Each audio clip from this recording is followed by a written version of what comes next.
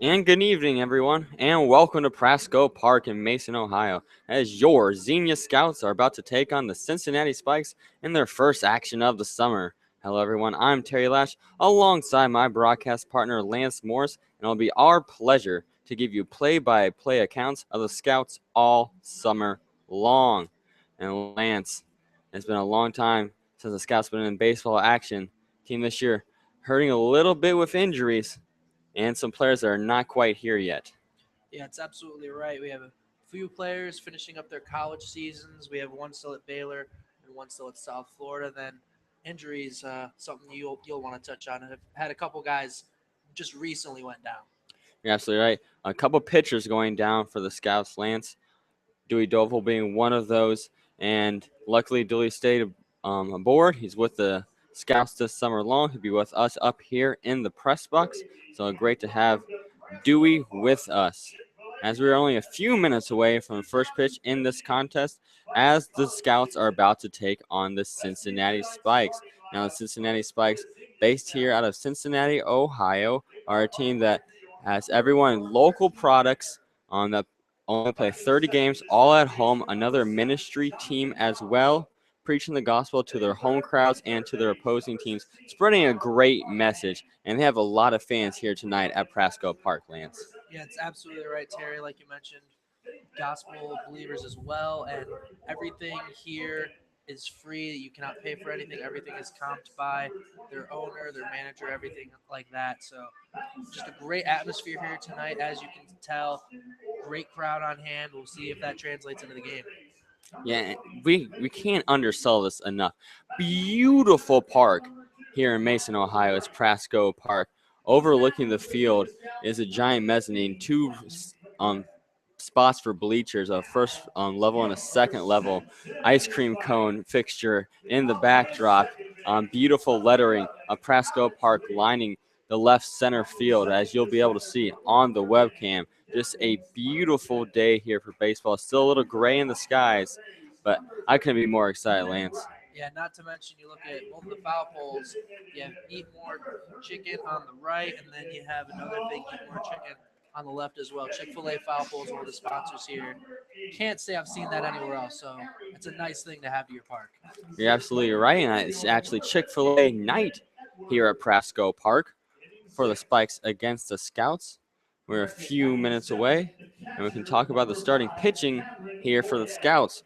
And starting out this season, this exhibition game for Xenia will be Quentin McGrath. And Lance, what can you tell me about Quentin?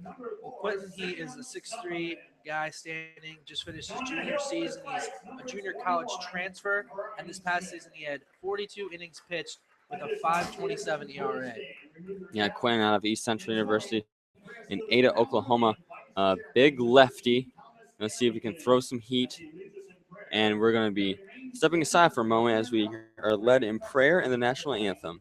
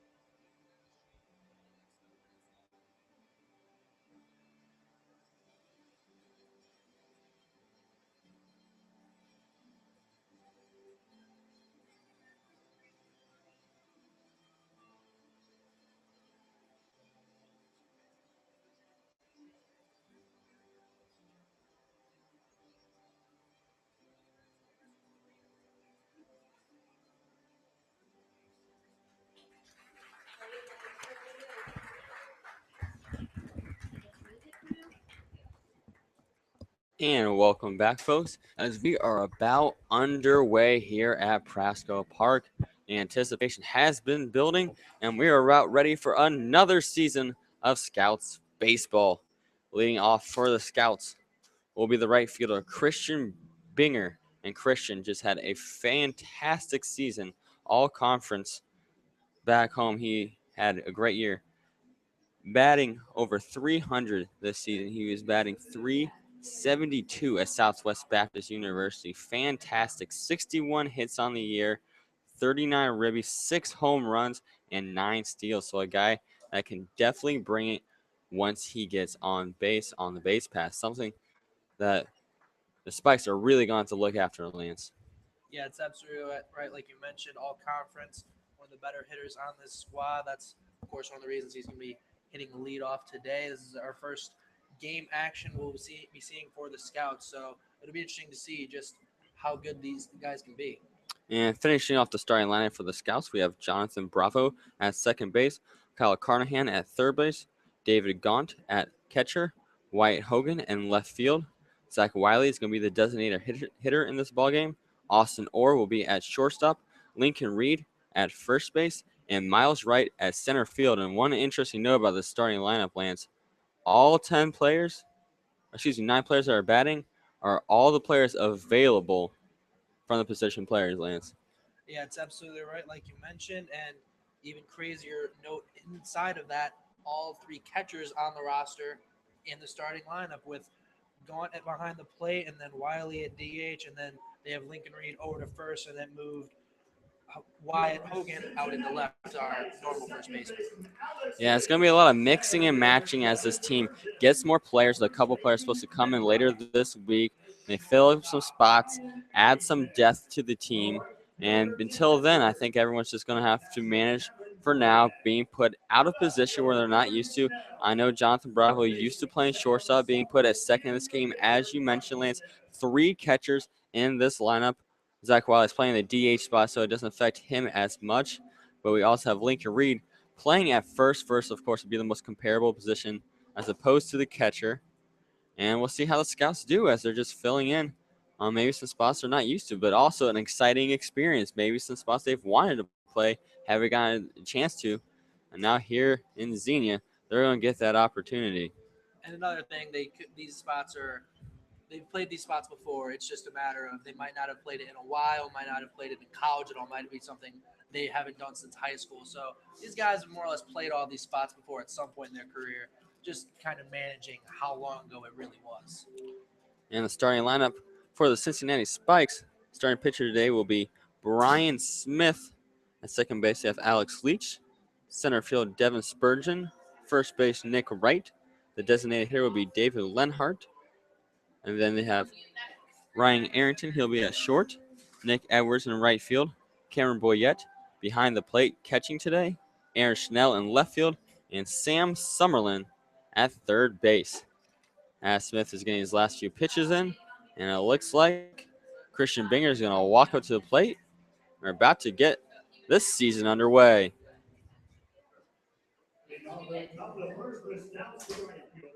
Christian bats left, but he throws right. Like we mentioned, 372 year at Southwest Baptist University, all conference. Smith on the left of the rubber. Here's the windup and the pitch, and we're underway in the season. First pitch in there for a ball. Counts 1-0. Good eye by Christian. And here's the pitch. Now an also ball, a little low. Count is now 2-0 to Christian Binger. And here's the 2-0 pitch to Binger. That one got him. Count is now 2-1 from Smith. And here comes the pitch. A little high for a ball. Haven't yet seen a swing yet from Christian Binger.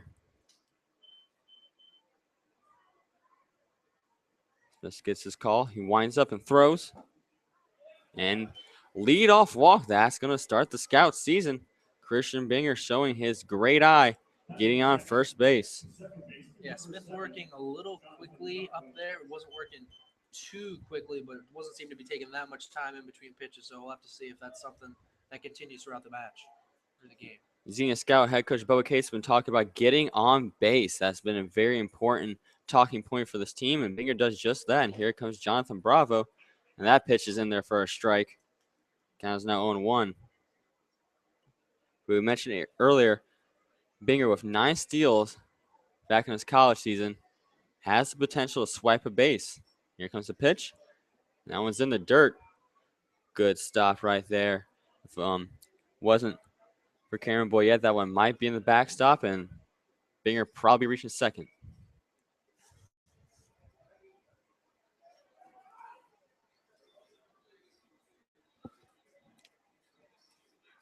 One count. Here's the pitch. Runner on first. A little bit behind that one for a foul ball. Jonathan Bravo now down 1-2 in the count. So again, thank you for listening to Xenia Scouts Baseball. I'm Terry Lash alongside Lance Morris. We'll have your play-by-play coverage on a live stream through all 40 games this year for the Scouts. Thursday is the first game of the Great Lakes League schedule. Quick throw to the first, keeping Binger honest. Count still 1-2. And here comes the 1-2 pitch. A little bit behind on that one as well. Good fight off by Bravo, though. Bravo usually plays shortstop at Texas Wesleyan University. He batted .276 this year with 43 hits. And throw back to first. Back in time again is Binger.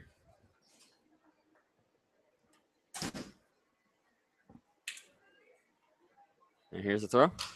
And that one's blooped over and out for a foul. Great effort there for Smith as he dove on the first baseline. The ball just trickles foul. That keeps Bravo alive. And that ball just went foul. That was just out of the reach of Brian Smith, the pitcher. So just a few inches was the difference there between an out and keeping Bravo alive at the plate.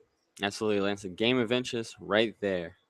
Count still 1-2. Long about here for Jonathan Bravo. And he goes down swinging. And that'll be the first out for the Scouts. Jonathan Bravo with the K.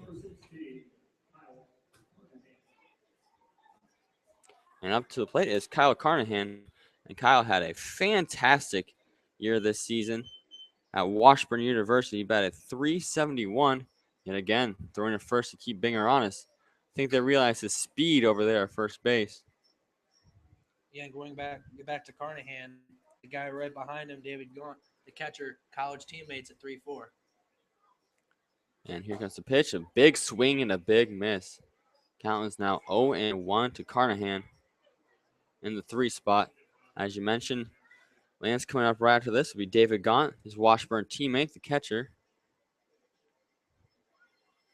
Here comes the 0-1. And fouled off and quickly down 0-2 is Carnahan. Scouts with 1 out this inning, 1 man on first. That'll be Christian Binger. Got a leadoff walk. That's followed by Jonathan Bravo, who struck out Brian Smith on the mound here for the Spikes.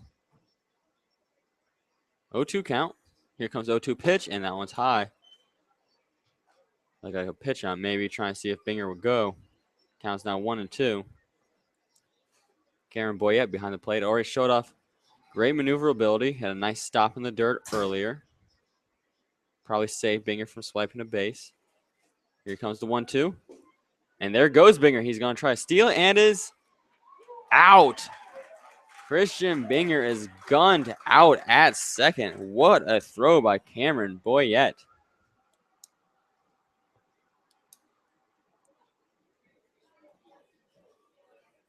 So 2 down now for the Scouts. As Carnahan has a 2-2 count. Christian Binger out at second base. And that one's going to be fouled into the parking lot. Still 2-2. And now the Scouts have no base runners on. And here comes the pitch to Carnahan. And he dribbles it up to the pitcher, and he misplays it. And that's going to be an error, and Carnahan is safe at first. Some Smith misplays that one. And that's going to keep the Scouts inning alive here in the top of the first. As an error puts Kyle Carnahan on first base.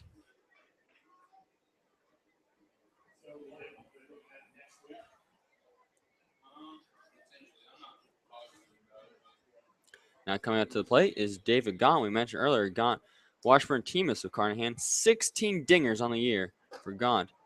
That one's high and inside. Counts now 1-0. Gaunt, not the biggest guy in the world. 6 foot 185. Wouldn't think he'd be a guy to possess that much power. They try to throw to first base.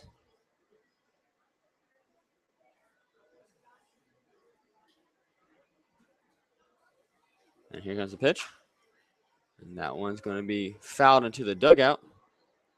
Good chase right there by Nick Wright. Just a little bit out of his reach, and that's going to even up the count at 1-1 for Gaunt. Kyle Carnahan sitting at first base off of that error from Brian Smith, keeping this inning alive. 2 outs, 1 was a strikeout, but Jonathan Bravo caught swinging, and then caught stealing was Christian Binger. Here comes the pitch. That one's also going to be fouled to the right side. A little late on that one was Gaunt. It shows that power, Lance, if you can strain that one out. Maybe trying to hit out that triangle. Yeah, he's doing a good job of getting his bat on the ball. Just got to get that speed around a little quicker, and he can definitely get that one in play, if nothing else. In the hole right now for the Scouts is left fielder Wyatt Hogan. Scouts trying to get him up there, get a couple men on. Here comes the pitch, and he is down swinging.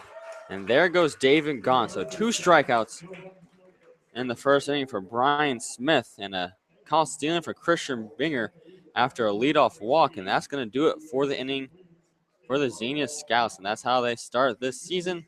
Remember, this is just an exhibition ball game, folks. Regular season starts on Thursday against the Lake Erie Monarchs. Stay tuned with us. Again, we'll be posting on our Facebook and Twitter's live streams all season long. And you can spend your summer with the Scouts. Coming up to the rubber is Quentin McGrath. Talked about Quentin a little bit in the pregame at 5.27 ERA at East Central University. Through 42 2/3 innings this year, so he's seasoned. He's got a good amount of time in. And junior college transfer from California. So he's moving state to state these days. He's moved to Ohio and Southern Ohio right here in Mason, taking on the Spikes.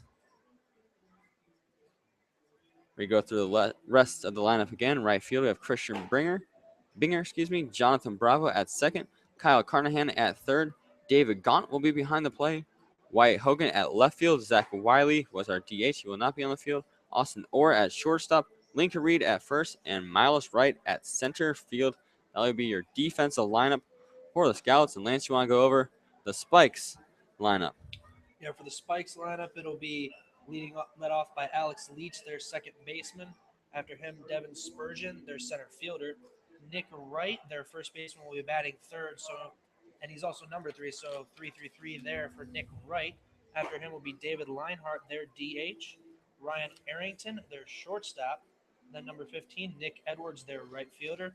Cameron Boyette, who we saw make a couple nice plays behind the plate, will be batting 7th. Aaron Schnell will be their left fielder batting 8th. And rounding out the lineup for the Cincinnati Spikes, Sam Summerlin, their third baseman, wearing number 4. And a nice story here with Quentin McGrath that we'll be telling all year long. He wears a pink glove and supports his mom, who had breast cancer. The breast cancer survivor. This October will be her 4th year. They'll be celebrating her survival. So if Quentin's mom's listening at home, congratulations. Quentin wanted to get a tattoo to commemorate her, to honor her, and she didn't like the idea. Told him she'd get him a new glove, but it would have to be pink, as is breast cancer awareness. And just a great honor for Quentin McGrath and a great story to hear about the bond between a mother and son. And here comes McGrath. He stands on the right of the mound, and he throws. A little low for a ball. Count is now 1-0 for Quentin McGrath. Second to the second baseman, Alex Leach. Leach, a righty, against the lefty, McGrath. That one's in there for a strike. Had a little bit of movement on that one. Count is now 1-1.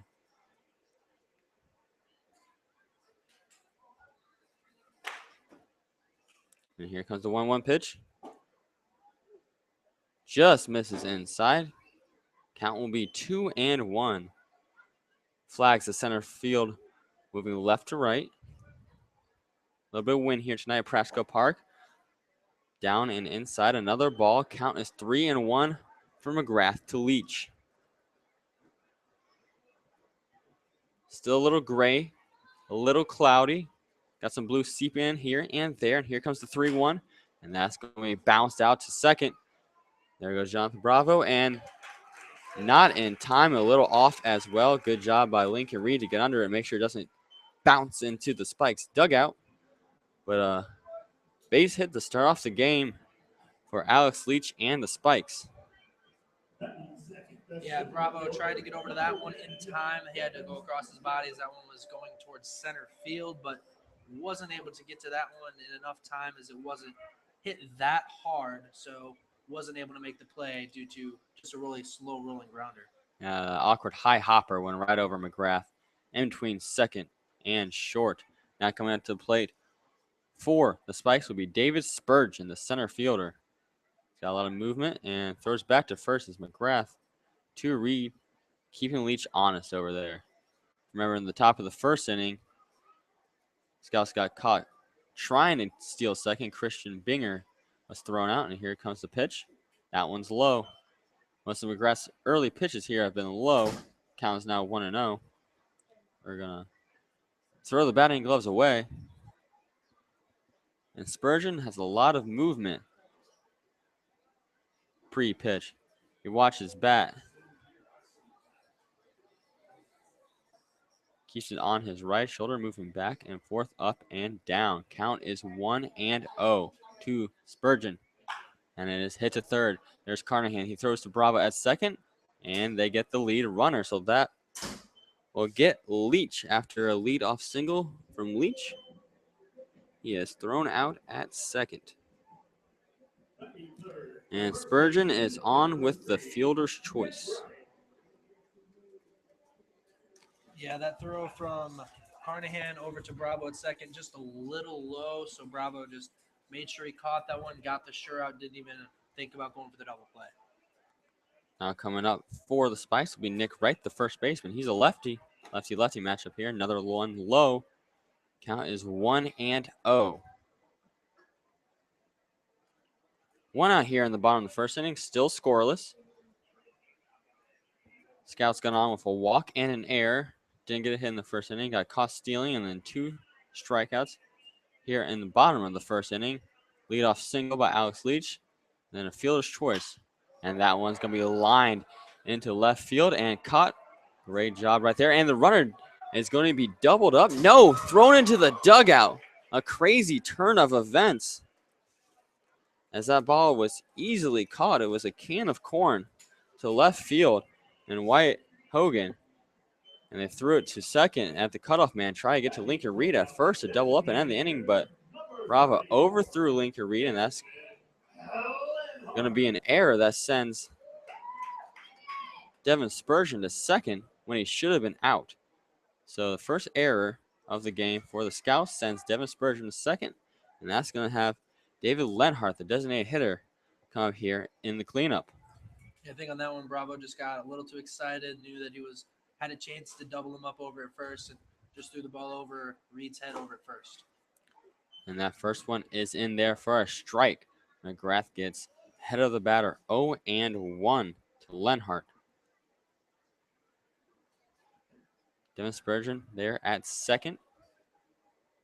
Austin Hoare shadowing behind him. And here comes the 0-1 pitch from McGrath, and that one's in the dirt. And there goes Spurgeon, and he's going to throw to third, and he's out. David Gaunt challenged for the first time this season, and he comes up big. And that's going to do it for the bottom of the first inning. A whole lot going on there, Lance Morris. Yeah, a lot happened in that bottom half of the inning. He had the ground ball over to Bravo to start off that bottom part of the inning, and it was an infield hit. And then you have the fly out from right and the fielder's choice before that from Spurgeon, the overthrow from Bravo to try and double Spurgeon up, and that allows him to get over to second, but is then thrown out by Gaunt behind the plate trying to swipe third after a ball almost got away from him, didn't quite get away from him, but it was able to corral that, get it over to third base in time for the out. So some things happen for a reason, you can say, and even though Bravo allowed that error, allowed him to get over to second, he was picked off trying to get third. So just how the game goes sometimes. Yeah, after all that went on, still 3 up, 3 down for the Spikes as David Lenhart will come back up to bat in the bottom of the second inning when the Spikes are back at the plate. But now the Scouts will be starting here in the top of the second inning, trying to get their first hit of the ball game. Coming out for the Scouts will be Wyatt Hogan. Wyatt out of Hendrix College in Arkansas. He's a righty at 205. Batted 237 this year, 32 hits, 6 doubles, 2 home runs, and 18 RBIs. Saw Wyatt with that catch in left field. Could have been a double play, but that led to the error from Jonathan Bravo. I put Spurgeon on second before he was caught stealing at third. And here comes Smith's pitch, and he gets Wyatt hacking at that one on a low pitch. It's going to go for a strike. Count is now 0-1 after the big swing and miss from Wyatt Hogan. And good first inning from Smith. He had the air, but also 2 strikeouts. That one's low. Count is now 1-1. On deck right now for the Scouts will be Zach Wiley. He's a designated hitter, one of 3 catchers in this lineup. And here comes the pitch, and that one's lined to left field, and that's going to drop down. And he's going to stay at first for a single. So the first hit of the ball game and of the season for the Scouts goes to Wyatt Hogan.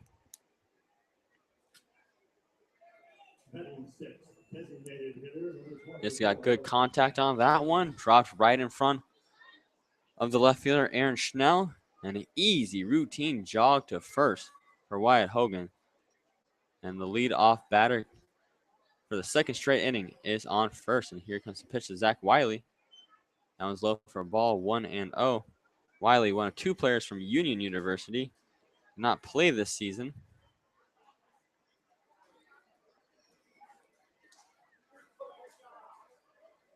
And the other teammate from there is Austin Orr, and he'll be batting right after him as well. And here comes the 1-0, and that's a swing and a miss. Thought Hogan might think about stealing, but he didn't have a single steal this season at Hendrix. Maybe he doesn't want to get on his giddy up there. And now the count is 1-1. Hogan sitting there on first after that single. Still scoreless here from beautiful Prasco Park in the top of the second inning. Here's the 1-1 pitch. Low again. Count is now 2-1 from Smith to Zach Wiley. The 2 strikers in that first inning for Brian Smith. He's trying to recreate that magic he had earlier. Struggling so far in the top of the second. Here comes the pitch. Inside. Count is now 3-1 to Zach Wiley.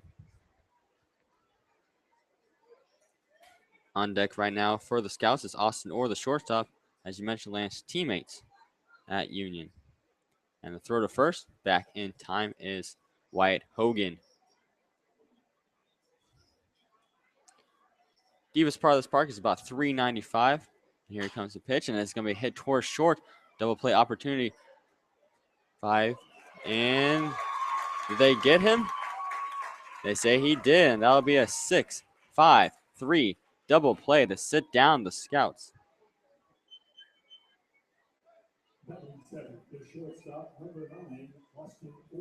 As that one went from Arrington to Leach to right. And now both Hogan and Wiley are down. And the first pitch is the ball to Austin Orr. So yet again, Scouts, leadoff man gets on. The problem is getting to second base. For Xenia, here comes the 1-0 pitch. Low as well. Mentioned earlier, seems like Brian Smith's going pretty fast between his pitches. Yeah, he's been going at a fairly quick pace. Hasn't been quite quick pitching like Mark Burley used to do, but he's getting right back on the rubber, it seems like, and getting the sign just about every time. And here comes the 2-0.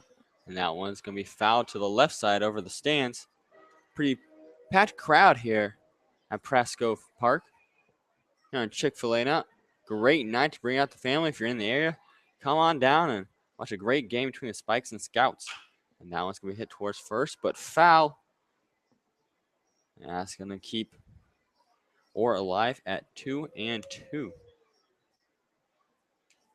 Scouts down to the last out. Here in the top of the second, did get a hit earlier. A nice single to left field, but then a 5-6-3 double play.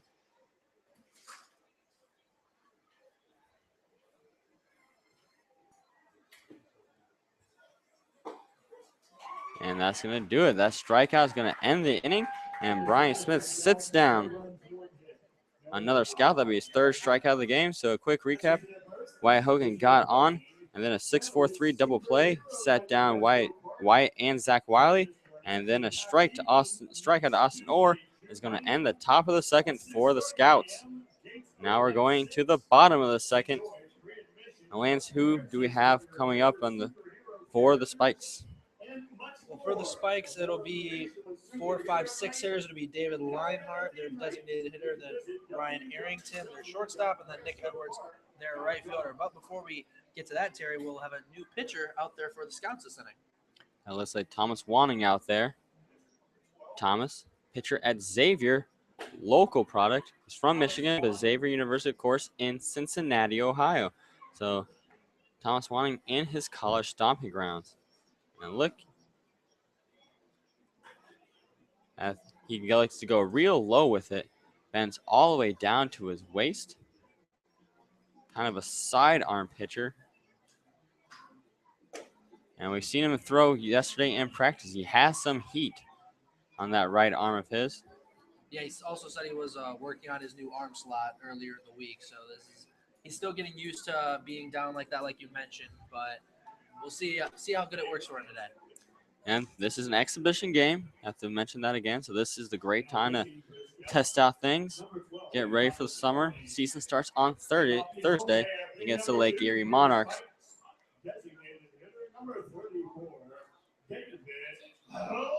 And now coming back up to the plate will be the cleanup man, David Lenhart. Lenhart was up last inning before Devin Spurgeon got caught trying to swipe third from second. And here comes the pitch. And their first strike count is now 0-1. So one inning for Quentin McGrath. Gives up one hit and none earned. And here comes the pitch. A little high. Count is now 1-1, evened up for Lenhart.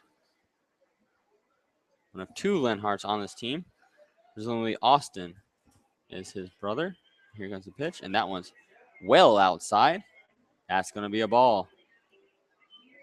The other interesting thing about Wanting, aside from his low release point and getting all the way down, bending over, always working from the windup always working from the stretch, doesn't go from the windup. You're right. He's a stretch pitcher. Count is 2-1 as we're starting to see a little bit of sun here at Prasco Park. And a big swing and a miss. Count is now at 2-2. As Wanting has him chasing that one. Thomas gets on the left of that rubber.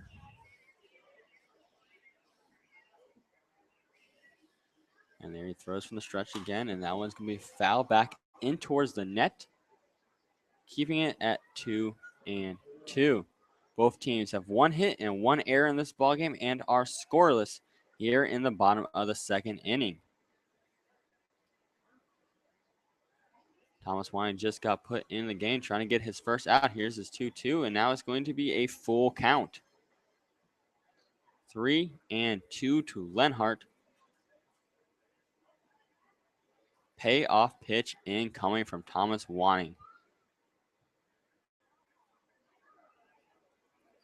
The freshman from Xavier. And here comes the pitch. That one's going to be fouled back again. So David Lenhart, he's seen a lot of pitches in this ball game. Remember, In the bottom of the first inning, you saw a few before Spurgeon was caught going from second to third. Another long at bat here for Lenhart, making the Scouts work for it. And here comes the pitch. Outside, and that's going to walk him. So a great at bat for David Lenhart puts him at first.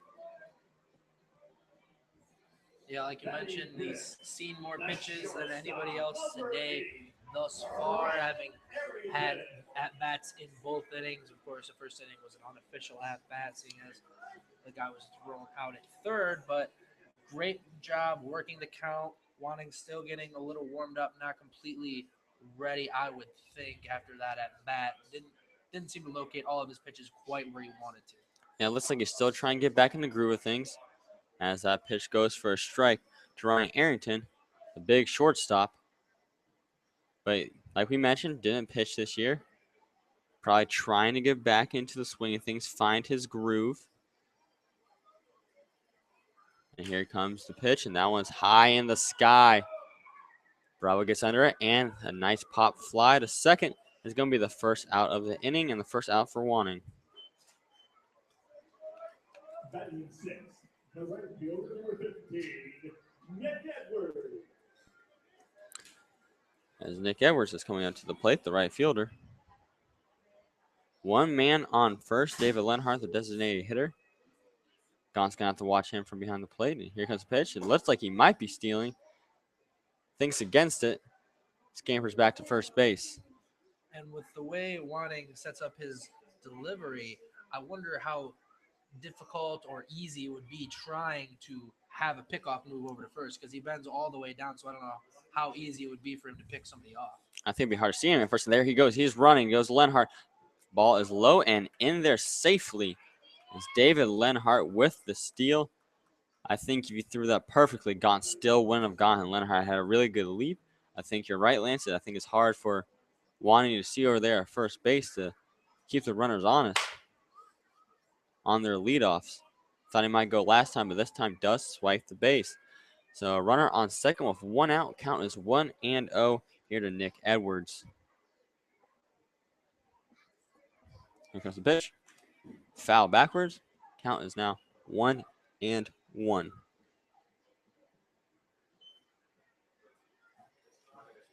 And you got to think that's something that the runners are seeing, they're aware of, and you got to wonder if they now have even more of an incentive to steal after you see the Wanting not holding the runners quite the way you typically hold them. So good to see if that gives all of these guys more incentive to steal. And you could be right, Lance. We'll have to see. Here with the 1-2 count. One out here for Wanting. And he throws inside. Good catch by Gaunt. Count is now evened up at 2-2. Still scoreless here in the bottom of the second at Prasco Park in this game between the Scouts and the Spikes. Lovely day to catch a game of baseball. Just an exhibition. Here comes the 2-2. Inside, count is now 3-2. Full to Edwards.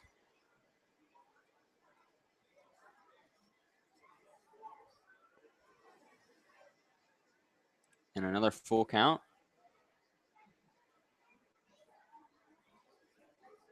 And here comes the payoff. And that one's going to be lined to left. Foul. Just drifted too far. Times the Chick-fil-A advertisement around the Eat More Chicken pole there in left field lands. That one hit pretty well. If he sat back on that one just a little more, that could have done some damage out there. I think you're right. As it steps back into the box, still a 3-2 count. Third batter Wanting his face in the second. Full count, but this time he gets him swinging. So a strikeout for Thomas Wanting, his first of the game. First strikeout of the game for the Scouts as well. And that's going to leave 2 outs here for the Spikes. Coming up to the plate will be Cameron Boyette.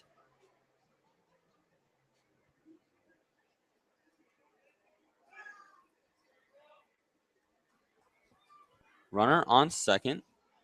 That was the leadoff man, David Lenhart. He's the cleanup. First batter of this inning. Here comes the pitch. A little high. Didn't miss by much. Count is 1-0. 2 outs here in the bottom of the second inning.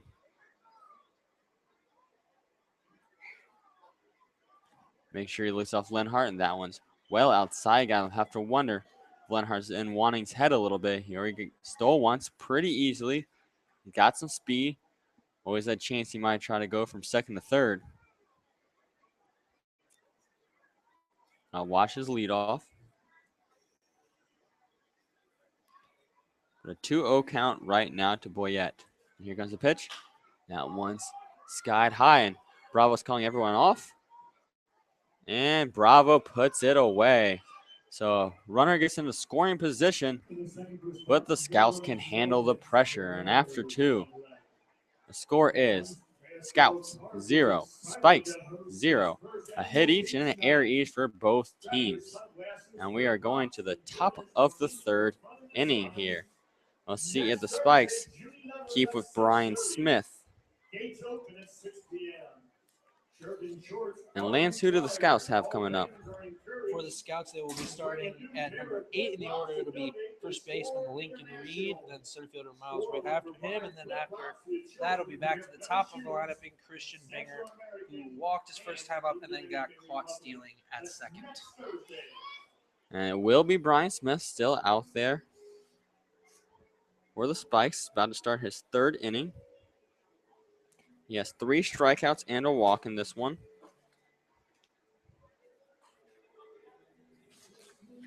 As he's gone Orr, Gaunt, and Bravo all to strike out.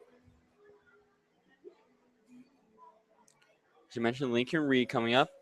He's from Taylor University. This is his 3rd straight year with the Scouts. A longtime Scout is Lincoln Reed.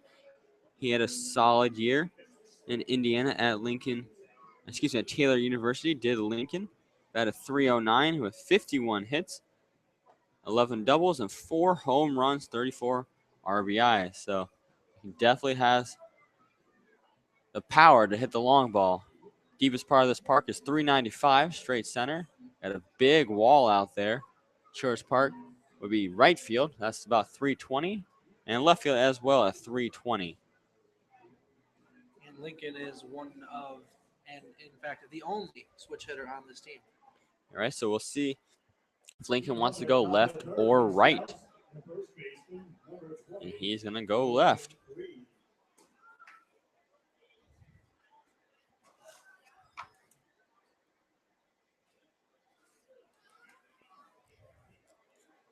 So top of the third here at Prasco Park. Still scoreless between these two teams. Here's the first pitch. Could he check in time? He could. Lincoln holds up for the ball. Count is now 1-0. Brian Smith already 3 strikeouts through 2 innings of play. And here comes the 1-0.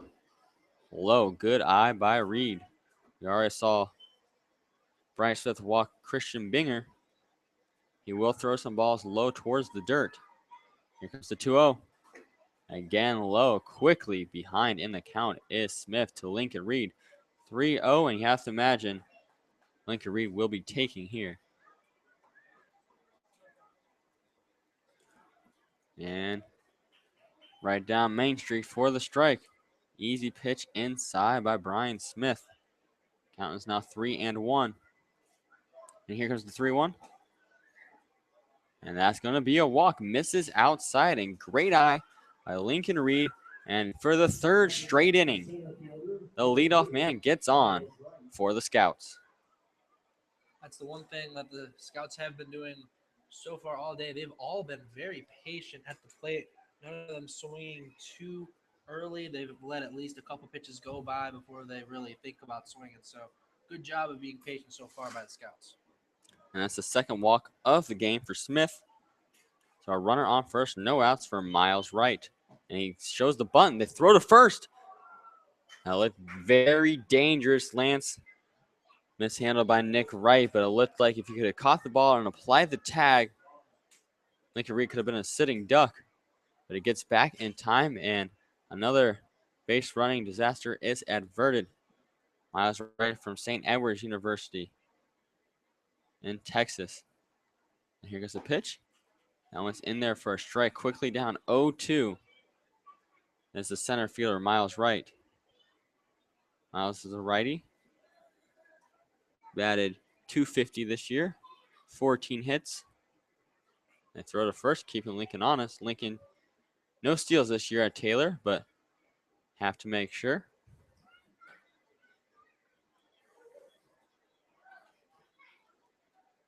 And here comes the 0-2. Swung on and miss. And that's the fourth strikeout of the game for Brian Smith.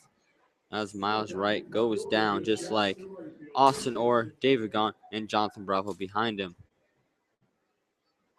So back to the top of the lineup, the lefty Christian Binger.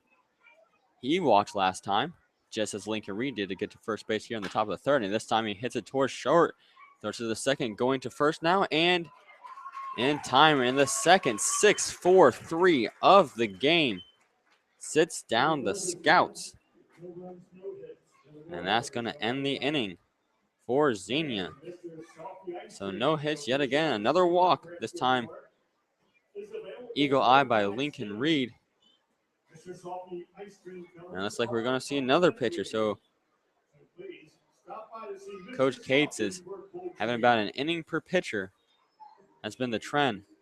As Ben Aldridge is coming up to the mound. So Wanting throws 1 inning, none earned, 1 strike, out.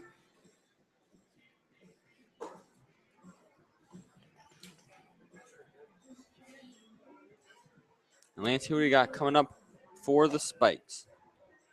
For the Spikes, it will be the same lineup that the Scouts did, just their guys instead of ours. It'll be Aaron Schnell, their 8-hitter, then Sam Summerlin, the third baseman, and then back to the top of the lineup in Alex Leach.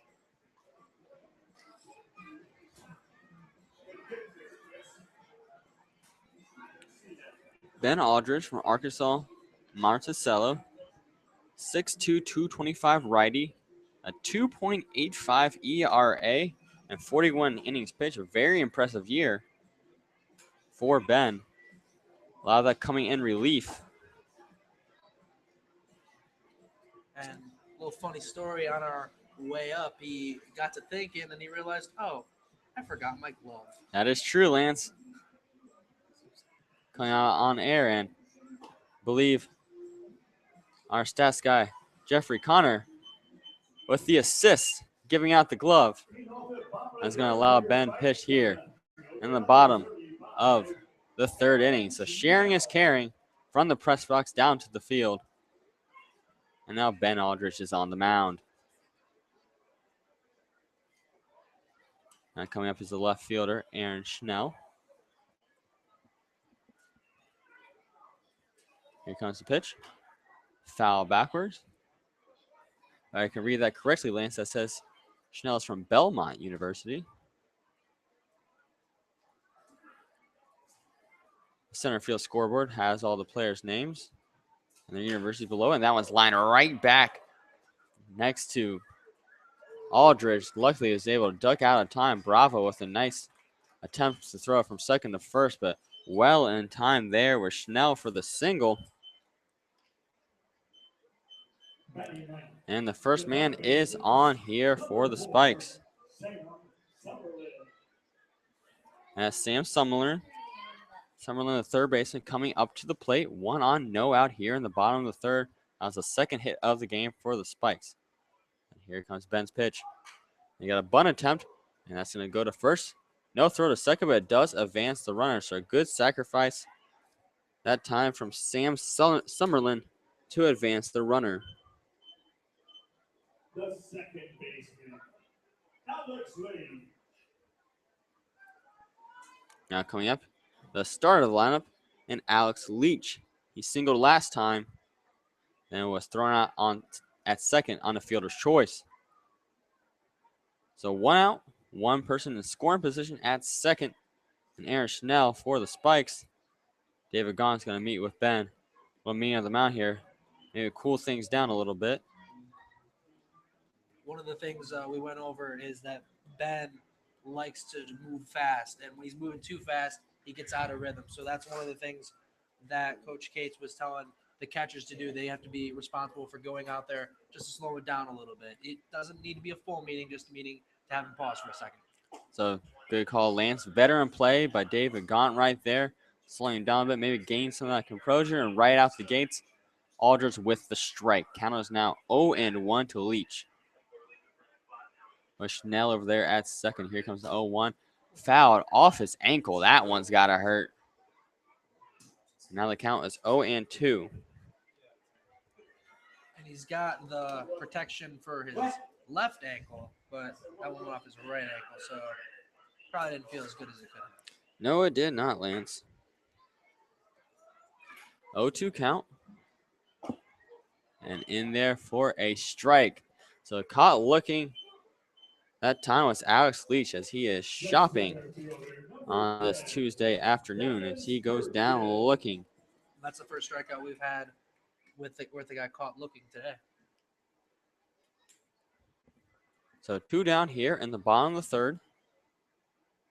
Going to the plate now is Devin Spurgeon. He got on with the fielder's choice, got caught trying to go from second to third last time, was thrown out by Gaunt.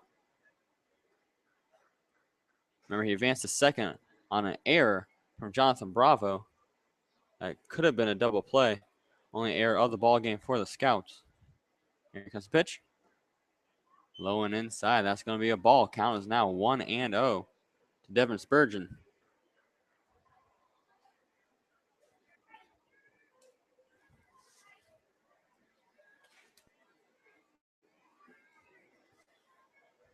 And here comes the pitch in there for a strike. Good job by Aldridge. Evening the count up at 1-1.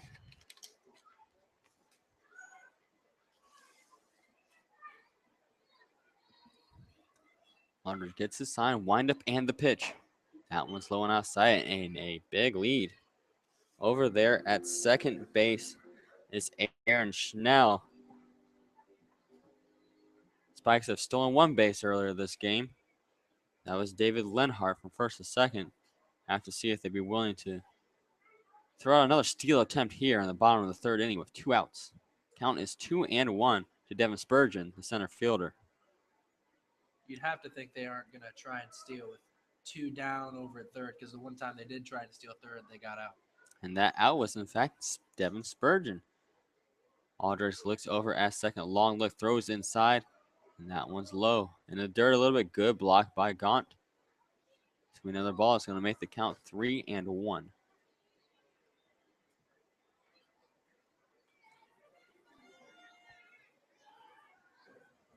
Schnell's over there at second after a single and then a sac bunt from Sam Summerlin.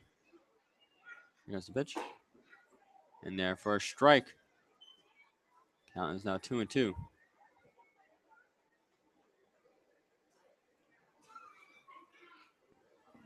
And right after the sac by Summerlin, Alex Leach was caught looking. That's got us 2 outs here in the bottom of the third inning. Here comes the pitch. Swung on and missed. And Aldridge gets him swinging. So 2 strikeouts for Ben Aldridge. And that's going to end the third inning of play here from Prasco Park, as we are still scoreless after a third of this game has been completed. Scouts have 1 hit. Spikes have 2. It's been a defensive battle here in Mason, Ohio. It's absolutely right. Haven't had a lot of the ball being put in play. It's been a lot of strikeouts, a few walks here and there from both sides. So kind of just neck and neck so far. Just I got to think once somebody finds a way to get on the board, that might be where the floodgates start to open. I think you're right, Lance. And got to think Coach Bubba Cates is going to go with what he's doing right now, 1 pitcher per inning. Maybe someone's going to see 2. But just an exhibition game. Season starts Thursday. A 40-game season right now. Only 9 pitchers on the staff. So you got to keep those arms rested. You don't want to give them too many innings in a game that doesn't really matter as much. Yeah, and for, like you mentioned, some of these guys either redshirted or were hurt most of the season, if not all of the season. So a lot of these guys coming back from injuries, so might be a good way for them to get used to some live game action. Like you said, exhibition game, not going to count on the win-loss record, but the experience, some of these guys haven't seen the field in a little while, so good for them to get their arms and legs back underneath them. So Jonathan Bravo back out to the plate. Jonathan struck out last time he was up. And here comes the pitch to Jonathan. And that one's going deep to left center, but it's going to be a fly out to left field. Getting under that one was Aaron Schnell. That one rocketed off his bat, but kind of hung up once it got into the sky, and that's going to be 0 for 2 now for Jonathan Bravo. And when he got up to the plate, you could kind of see he was ready to swing, and he swung away at that first pitch. Wasn't maybe not the best pitch to swing at, but was able to at least put it in play and was able to do something with it. Now coming out to the plate will be Kyle Carnahan. Kyle got on last time with an error. So he's 0 for 1 in this contest, the error to the pitcher. And that one's going to be hit towards third. He's going to try to run it out. Here comes the throw, and it's a little high and not able to get down in time is Nick Wright. So Sam Summerlin kind of airmails that one from 5 to 3. And that's going to lead to Carnahan being on first with a single.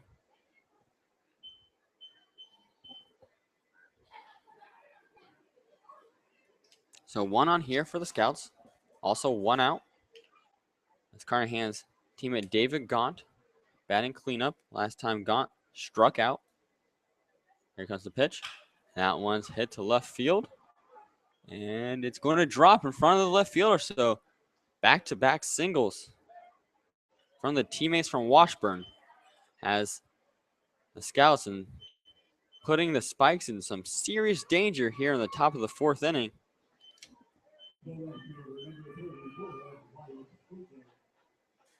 Oh, they're going to call that one an error. Thank you, Lance, on Kyle Carnahan. So back-to-back times Carnahan has come up and got on with an error. They're going to call that one on Summerlin. But a single from Gaunt has runners on first and second as Hogan lines out to third. So White got a single last time. This time with the fly out to third base. And that's going to have 2 down now for the Scouts as Zach Wiley is coming up to the plate. Wiley grounded into that 6-4-3 double play last time he was up. First of 2 6-4-3s we've seen in this game. Runners on first and second. Kyle Carnahan on the error from third. David Gaunt advancing him with that single to left. They're going to throw it at second. Carnahan back in there easily at second base.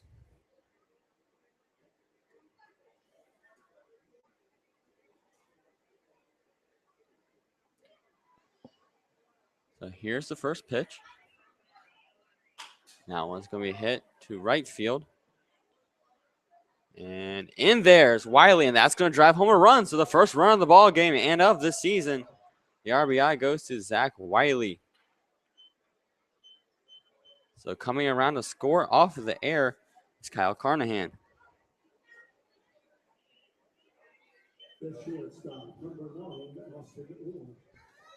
So we have a 1-0 ball game here, folks. Runners on the corners with 2 outs here in the top of the 4th inning. Scouts take the first lead of the game.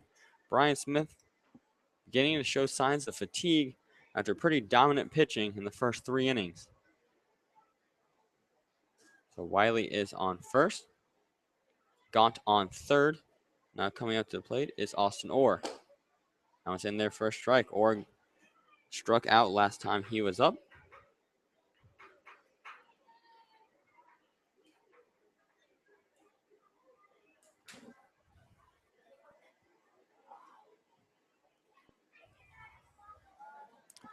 Oh, 1 count here of 2 outs here at Prasco Park on a beautiful Tuesday afternoon.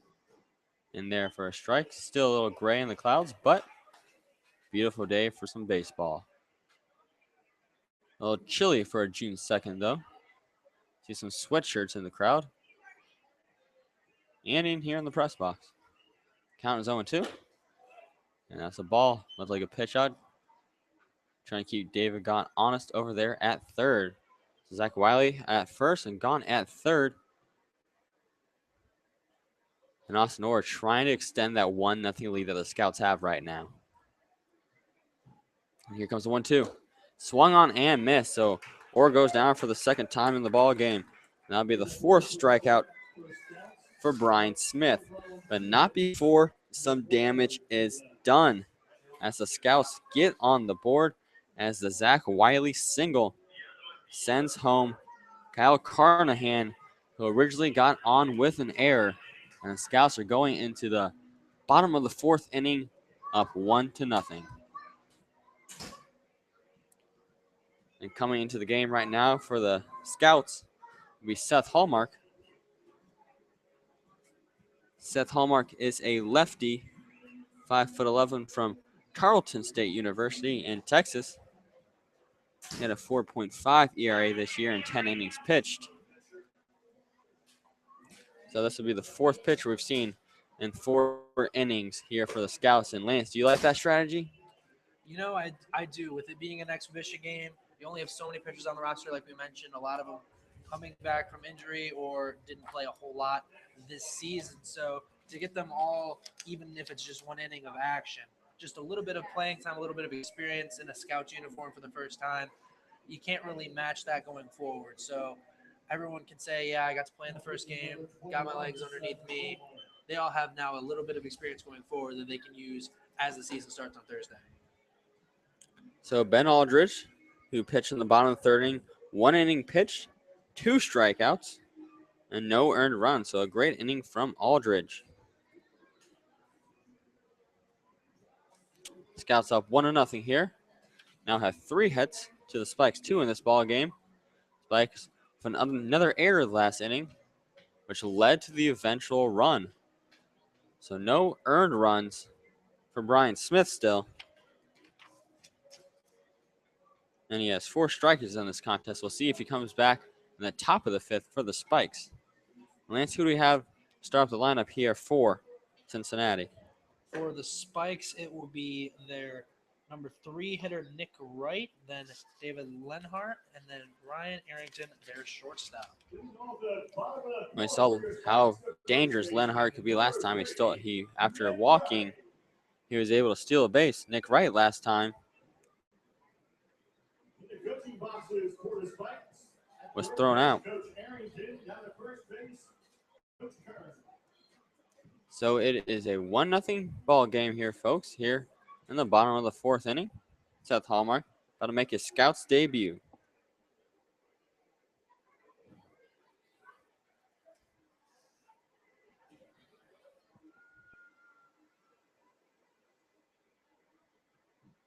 And here comes the pitch. That one's in there for a ball.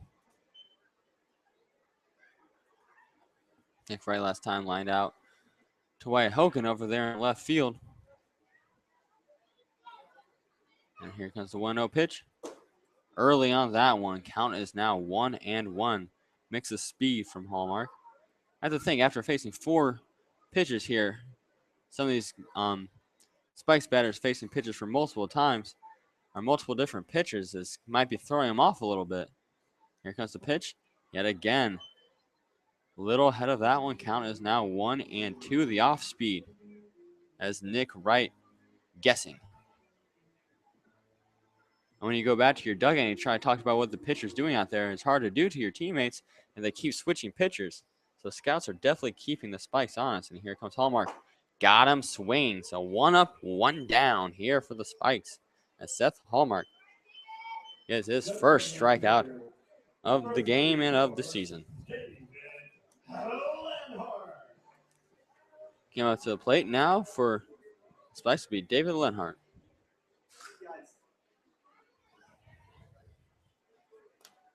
So 1 down here for the Spikes here in the bottom of the 4th inning. Scouts up 1-0 here at Prasco Park in Mason, Ohio. Just down the road from from Kings Island. Can't get those 2 mixed up. And another strike from Hallmark. He's came in there firing, throwing a lot of strikes, keeping the Spikes guessing. Lenhart got on last time with a walk. Here comes the pitch. And that one's a ball. Count is now 1-1.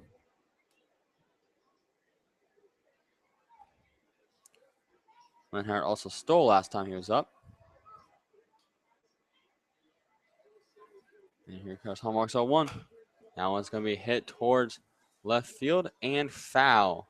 Out of play towards the Scouts' pen. So quickly down the count is David Lenhart. 0-2. Lenhart goes to Cedarville University, which is close to Dayton. Another Christian college.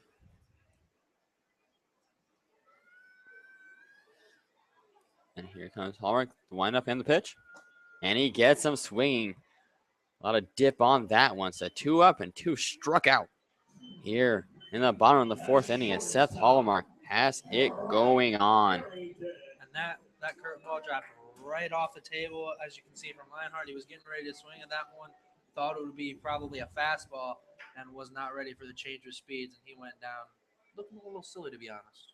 And going back to the bottom of the 3rd inning, Lance, where Devin Spurgeon also struck out. So 3 straight strikeouts here for the Spikes. Excuse me, you're right, Lance. It'll be 4 straight because we had a looking strikeout from Alex Lee. So 4 straight strikeouts going back from Aldridge in the 3rd inning. The scouting pitching has it going on. Here comes the pitch. That one's a bit high. Coming out to the plate now for the Spikes will be Ryan Arrington. He's playing short. A big, imposing shortstop. Count is now 2-0 to Arrington. Hallmark with the 2-0 pitch. That one's low, so the first time that Hallmark hasn't gotten up in the count, he's going to be fighting back in this one. Quickly has gone up 3-0. And I think Arrington is going to be taking on this one, trying to get on first base. Provide a little bit of life in the Spikes. They've hit a bit of a dead zone recently, 4 straight strikeouts. Here comes the pitch. And that's going to be missing outside for a walk. So the first walk of the game for Hallmark and the second one of the game for the Scouts. And that's going to put Arrington at first base. And now coming up for the Spikes will be Nick Edwards. He struck out last time. It's back when Thomas Wanning was pitching. Now they have Seth Hallmark from Tarleton State University in Texas, one of a few Texas players on this team. We've already seen a few. We also saw Jonathan Bravo at second base. He's from Texas Wesleyan. Also in center field, Miles Wright. St. Edwards in a sideways pickoff attempt over there. Hallmark trying to get a little tricky. Maybe surprise Arrington over there first. Get it to Reed and see if he can apply the tag, but not in time. Up 0-1 here in the bottom 4th to Nick Edwards. Scores 1-0 Scouts. That one's hit right towards Bravo at second, and he's going to make the routine play to first, and that's going to end the inning. So 1 walk, but it is retired now for the Spikes, and Seth Hallmark comes into the game. And Lance, I thought he did a really good job. Yeah, he did just about as well as you could hope. Got the first 2 batters out swinging, then he walked Arrington, but then was able to get Nick Edwards to ground out to Bravo over at second. So facing 4 hitters, getting 3 of them out, can't do much better than that. No, you cannot. And it's been great pitching all game long for the Scouts. That was the 4th pitcher we've seen in this game as we go to the top of the 5th. Scouts up 1-0 over the Cincinnati Spikes. We also saw Quentin McGrath start us off. He had winning pitch, no earned runs. Of course, it is a scoreless game here for the Spikes. Thomas Wanning, he got a strikeout. Ben Aldridge got 2 strikeouts, and Seth Hallmark also got 2 strikeouts. So 5 strikeouts for 4 innings of play for this pitching staff of the Xenia Scouts, looking really sharp in this exhibition game. Now our friend Brian Smith still on the mound. About to start his 5th inning here for the Cincinnati Spikes. Again, the score is 1-0, but that was not an earned run as Carnahan got on for the second time this game with an error. And he was able to go all the way around from first to home. A couple singles, one from Gaunt. And then one from Zach Wiley, a blooper in right field. It dropped right in front of Nick Edwards there in right field. Was able to score Carnahan. That run does not go against Smith. So Smith has 4 strikeouts and a couple walks in this one.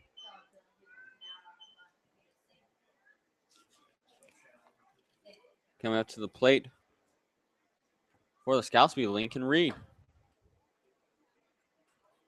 Lincoln yet again batting left. As Lance mentioned earlier, he does switch hit. We've only seen him bat lefty so far. Count is 0-1. And that one's going to be a chopper towards second base. And it's going to go right past the second baseman. Lincoln Reed will stay over there at first as it goes to Devin Spurgeon in center field and a leadoff single for Lincoln Reed, who has got on both times as he walked in the first inning. So a good game so far from Lincoln Reed.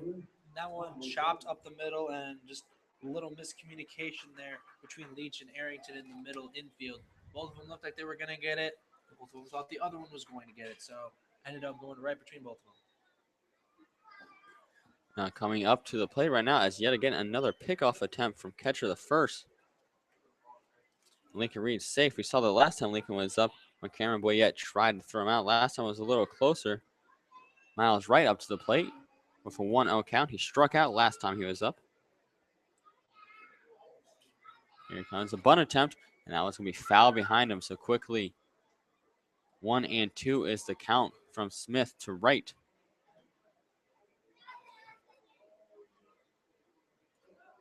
It's been good pitching here from Brian Smith. As we mentioned, 4 strikeouts in this contest. Excuse me, 5 strikeouts in this contest I have. And that one's going to be a ball. Count is now 2-2. 2-1, excuse me. Lincoln Reed over there at first base. He's got him both times this afternoon. Here comes another bunt attempt. That one's going to be towards third. Thought about throwing a second. Knew it wasn't going to get him in time. And the sacrifice is perfect from Miles right. And that's going to put Lincoln Reed over there at second. Lance, looked like Summerlin was thinking about going to second on that one. Yeah, definitely gave a look over to second, but Lincoln Reed had a big enough jump that they wouldn't have been able to get him had they tried to throw over there, so they had to just go over to first for the sure out and get right. And talking earlier, Wright said his favorite thing to do is drag bunt, so bunting is right in his wheelhouse as he likes to use his speed to try and get on base. That time was just able to do a sacrifice bunt, though. Right there, showing, you mentioned it, Lance, and showing off his bunting repertoire there. The sacrifice puts Lincoln at second. Now coming up to the top of the lineup for the Scouts, Christian Binger back up. He got caught in that second 6-4-3 of the game for the Scouts last time. To end the inning,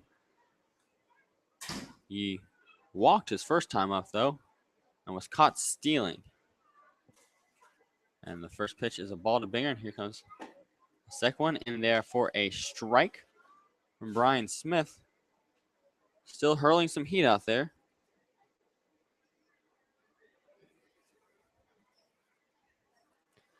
So you have a 1-1 count.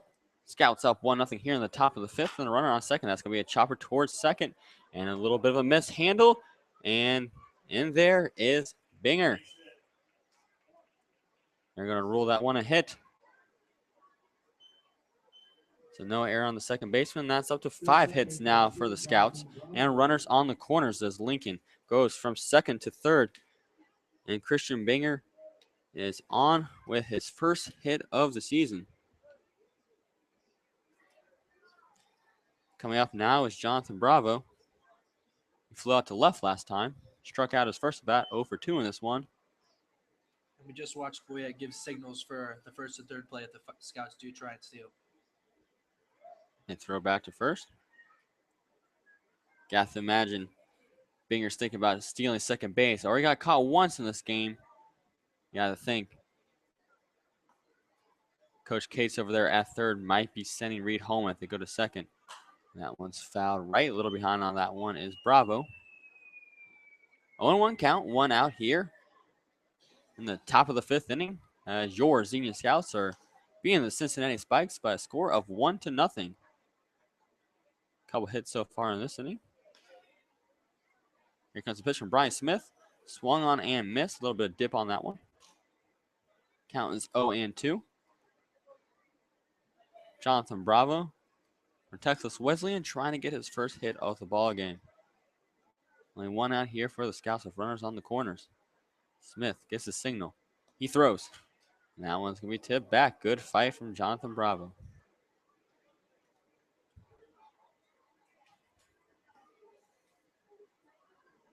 That's where you tell Jonathan right here. Are you trying to tell him, get under it, try get a deep fly ball to center and see if you can score Lincoln Reed, or are you just going up there and swinging? I think at this point you just have to go up there and swing. Coach Cates has been preaching that he doesn't like guys trying to change their swing too much when they're up there with 2 strikes, because then you're not playing as comfortable as you should. So I think as long as you go up there, just try and make something happen, good things tend to happen. And just nicking the tip of the ball that time, Jonathan Bravo to stay alive. And another throw back to first base. Binger's over there. He's waiting for the green light to see if he's going to take second. He's waiting on yellow right now. Gets his lead. Lincoln Reed at third. Here comes the pitch. Another foul. Jonathan Bravo. He is not afraid to swing the back end. He's making contact. Just has to straighten it out a little bit. He's doing a good job of staying alive. Just has to time that one up and get it into play and try and make something happen. Staying alive on an 0-2 count, one of the hardest things to do in baseball. Very underrated facet of the game. And here comes 0-2 pitch. That one's high. Great eye there from Jonathan Bravo, staying off of the high heat. And on deck right now will be Kyle Carnahan. Kyle Carnahan, the luckiest guy in the park, got on with 2 errors in his first 2 at-bats. And that one's going to catch Bravo looking in there on the outside corner for the strike. And that's going to be the 6th strikeout of the game for Brian Smith. That'll be the 2nd K of the game for Bravo.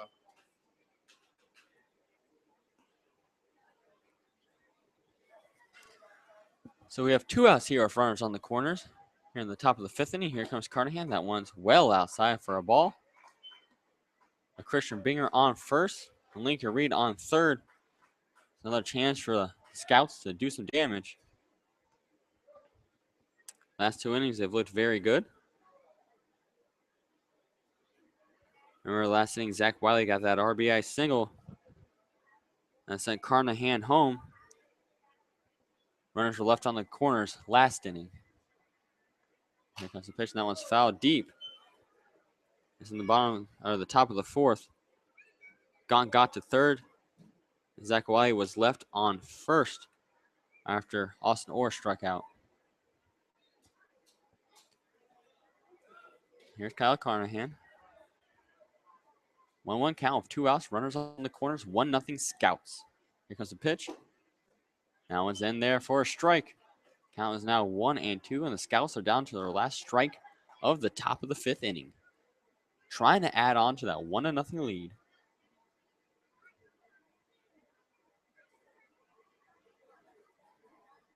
One-two pitch. Foul backwards. Carnahan staying alive as well. I have to imagine the pitch count's getting pretty high up there for Brian Smith. Saw last time with Jonathan Bravo. Seen a few times with some other hitters as well. It's not only getting hits, but making the most of each at-bat. Kyle Carnahan's doing that right here.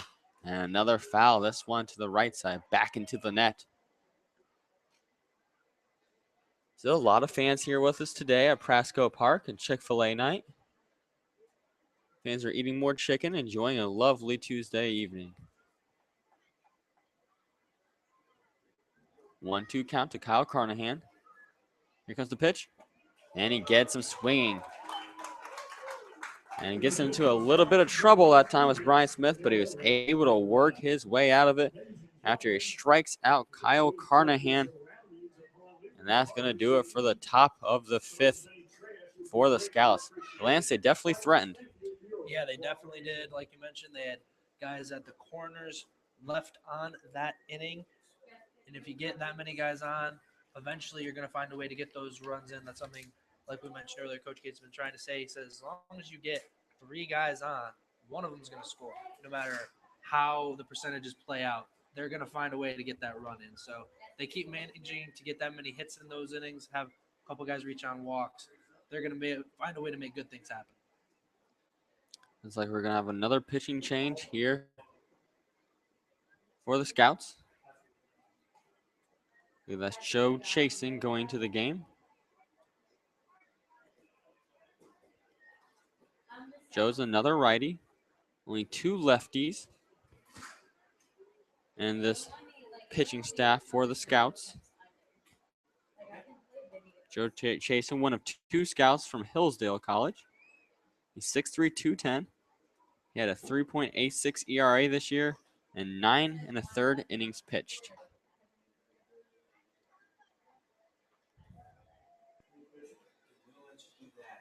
Going to the bottom of the 5th here from Prasco Park. Scouts up 1-0 in this defensive struggle. Only 2 hits given up to the Spikes. Scouts with 1 error, Spikes with 2. This will be the 5th pitcher we see out of the game, as this is just an exhibition game. Regular season starts on Thursday against the Lake Erie Monarchs. We hope that you join us. We'll have live streams for every single game this season, all 40 games of the Xenia Scouts in the Great Lakes League. Lance, who do we have coming up for the Spikes in this inning? For the Spikes, it'll be the bottom chunk of their order. It'll be Cameron Boyette, their catcher, leading off this inning. Then Aaron Schnell, their left fielder. Then Sam Summerlin, their third baseman, will hit third this inning. Last inning for the Scouts. Ryan Arrington got on with a walk, but Seth Hallmark fanned 2 of the 3, and Nick Edwards grounded out to second. And that was it. The Spikes went away quietly that bottom of the 4th inning. And as you mentioned, Lance, coming up to the plate will be Cameron Boyette. He had a high fly out to second base. And Jonathan Bravo last time he was up. Boyette a righty.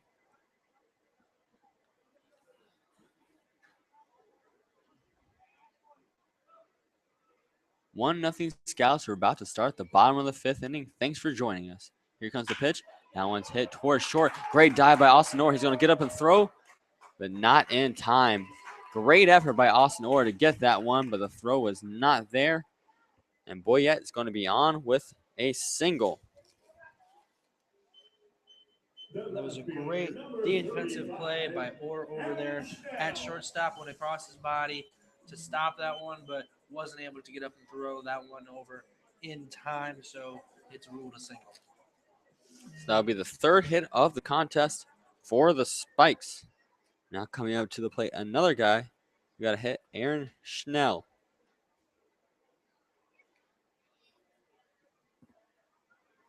Schnell single last time. Then was sack bunted to second. Here comes the pitch. Swung on and missed. Big swing from Aaron Schnell, the left fielder. So Joe Chasen comes into the game, putting himself in a little bit of trouble there. Good pickoff attempt. Not in time, but definitely it's going to be the back of the head of Cameron Boyette as he leads off for now on. A quick move to get it to first. Reapply the tag, but not in time. Here comes the pitch. And he's running. Throws to Bravo and got him out. Gunned down at second base. What a throw by David Gaunt. Jonathan Bravo applying the tag. And it'll be 1 down here for the Spikes. That was very impressive as he even paused a little bit before he threw that ball down to second. So even with a little bit of hesitation still, plenty of time to get Boyette over at second. Here's the pitch. That one outside. Count is now 2-1. But a great play by Gaunt, showing off that rocket from behind the plate and throwing out Cameron Boyette. Boyette, a catcher himself, has some catcher-on-catcher friendly fire. And here comes the 2-1 pitch. That one's low. Jason getting behind in the count, 3-1.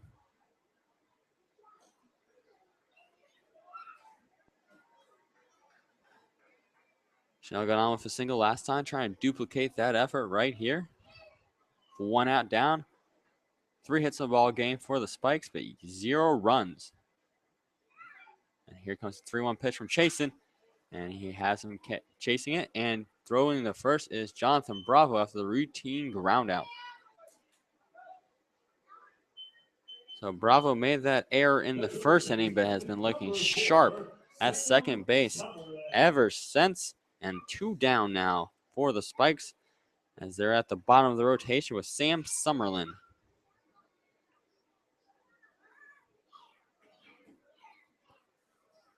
And here comes Jason's pitch. Summerlin fouls that one backwards quickly down 0-1.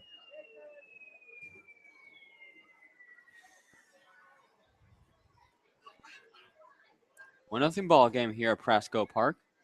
It's going by quickly already here in the bottom of the 5th inning. This one started around 6:30, 7:52 right now on your dial. And quickly down 0-2 is Summerlin. Summerlin had a sac bunt last time. So this will be his first record at bat.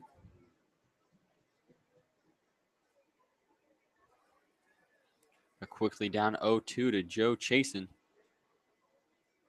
The 6'3 righty from Hillsdale College throws, gets him swinging. And another strikeout from the Scouts.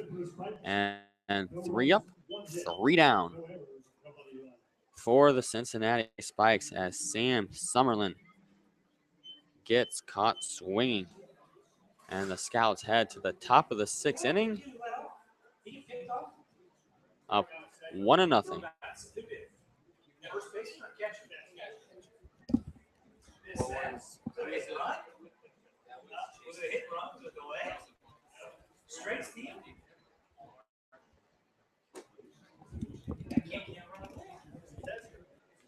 And coming back for the Spikes will be our friend Brian Smith, about to start his 6th inning of pitching.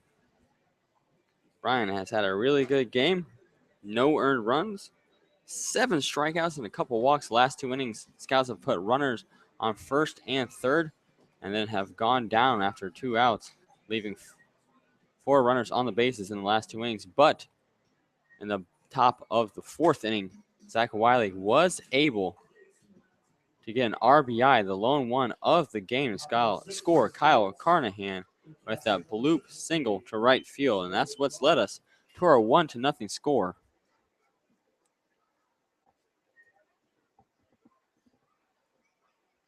Lance, who those Scouts have coming up this inning? Well, the Scouts will start with their number 4 hitter, David Gaunt, then Wyatt Hogan, the left fielder, after him, then Zach Willie, the DH, after him. And that first pitch is in there for a ball from Brian Smith.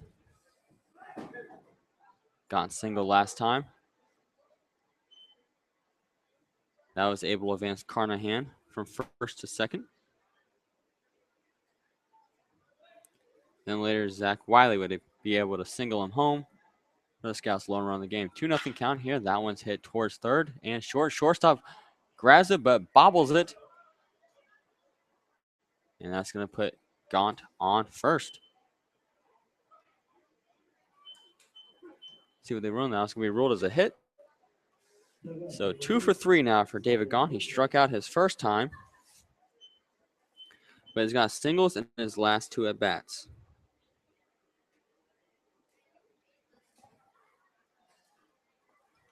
Coming out to the plate for the Scouts will be Wyatt Hogan. Wyatt singled his first time and then flew out to third last time up. Scouts bats seem to be a little bit asleep when we started this game, but a hit right there to center field from Hogan is going to be caught by Devin Spurgeon. And that's going to be the first out here in the top of the 6th inning. So 1 on, 1 out. Zach Wiley back up to the plate. And that fly out to center field from Wyatt Hogan. Wiley, as we mentioned, had that RBI single last time, then was straight on first. This time he hits it towards short, gets it to second. They're going to try to turn it. And in time, in the third, 6-4-3 double play we've seen in this ball game. The second one that Zach Wiley hit into. So quickly, the Scouts go down in the top of the 6th. Still up 1-0 here from Prasco Park. And Lance, the Spikes are going to have to do something. They want to get back in this game. Yeah, the Spikes haven't had too much luck as of late. You look at the last time a lot of these guys were up to the plate, and the guys they have coming up, they didn't do too well, so to speak. They all struck out in their last plate appearance. They will be led off this inning by the top of their lineup, Alex Leach, then Devin Spurgeon, then Nick Wright will be the third batter this inning. And the last time someone got a hit was Chanel way back in the 3rd inning. So it's been a little while since some of these guys have gotten a hit, so they're going to have to come out ready to go as they will be appearing to face yet another of the Scouts pitchers. And right on cue, Lance, Dylan Donnelly from Pittsburgh State University will be the one on the mound now for the Scouts. Dylan's a 6'2" righty, 215, had a 6.75 ERA in 24 innings this year. Spikes, only 3 hits in this contest. It's been a great all-around pitching performance from the Scouts, so we're going to have a replacement at catcher as Zach Wiley's coming into the game for David Gaunt. Saw Gaunt throw out a runner last time, but we're going to see a change of pitchers and change of catchers.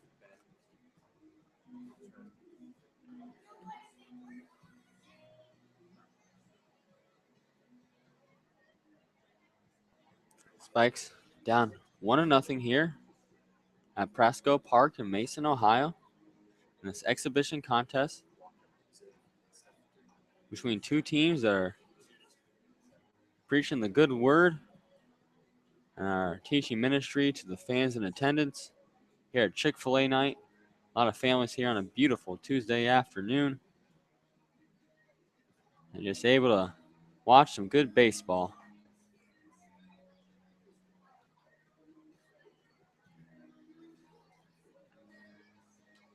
As Donnelly gets warmed up, so does Wiley. This is his first time behind the plate. Wiley didn't play this year at Union University. So he's got to be feeling pretty good right now, and that was an absolute rocket to second base. It's got to be intimidating if you're sitting down there in the Spikes dugout thinking about stealing. Not going to happen if Wiley's throwing like that. And like you mentioned, didn't play this past season. And he said when they were practicing yesterday, it was the first time he's gotten to do simple things like be behind the plate and throw down to second. It's the first time he's done that in over a year. You got to think it's a great feeling. Here comes the pitch to Alex Leach, second baseman, as we're at the 3rd go-around here for the Spikes lineup. Leach caught looking last time. And that one's in there for a ball. So quickly, 2 balls from Donnelly to Leach.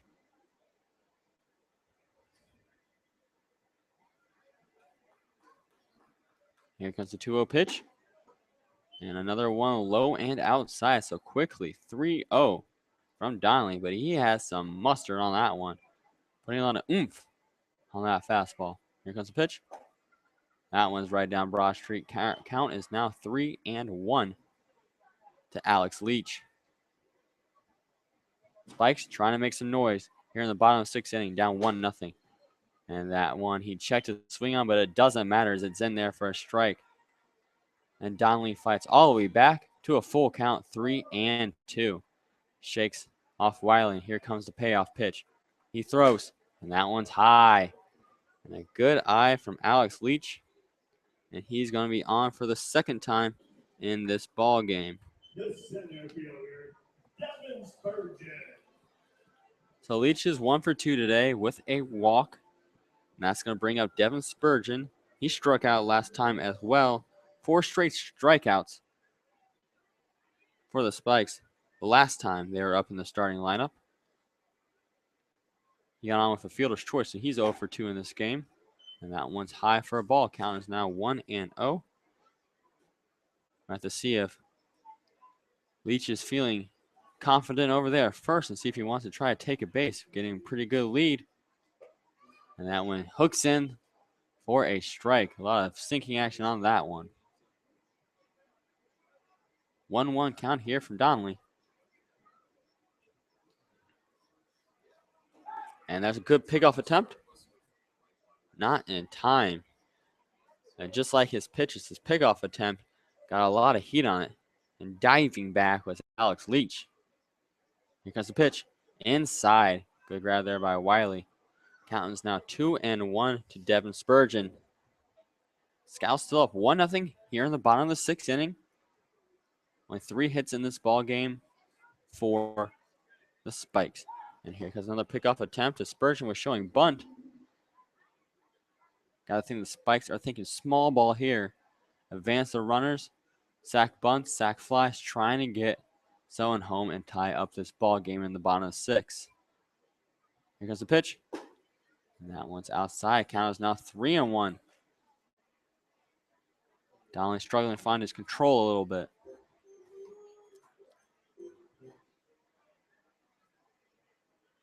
Here goes 3-1. Swung on and miss. So another full count to Spurgeon. Last time they had a full count, Alex Leach walked. That one was a high fastball. Let's see what Donnelly does here with Devin Spurgeon. Here's the pitch. That one swung on and fouled to the right side. A little behind that one was Devin.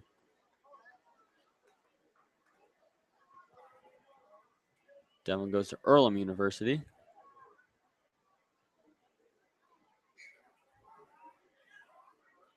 Runner on first, no outs. Here's the 3-2.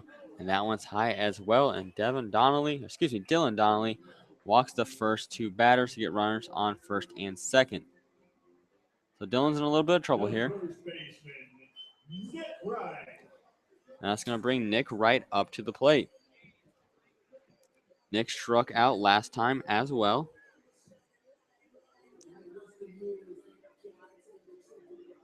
And he's in a spot right now to do some serious damage. The first inning, he flew out to left field, so he's 0 for 2 in this contest.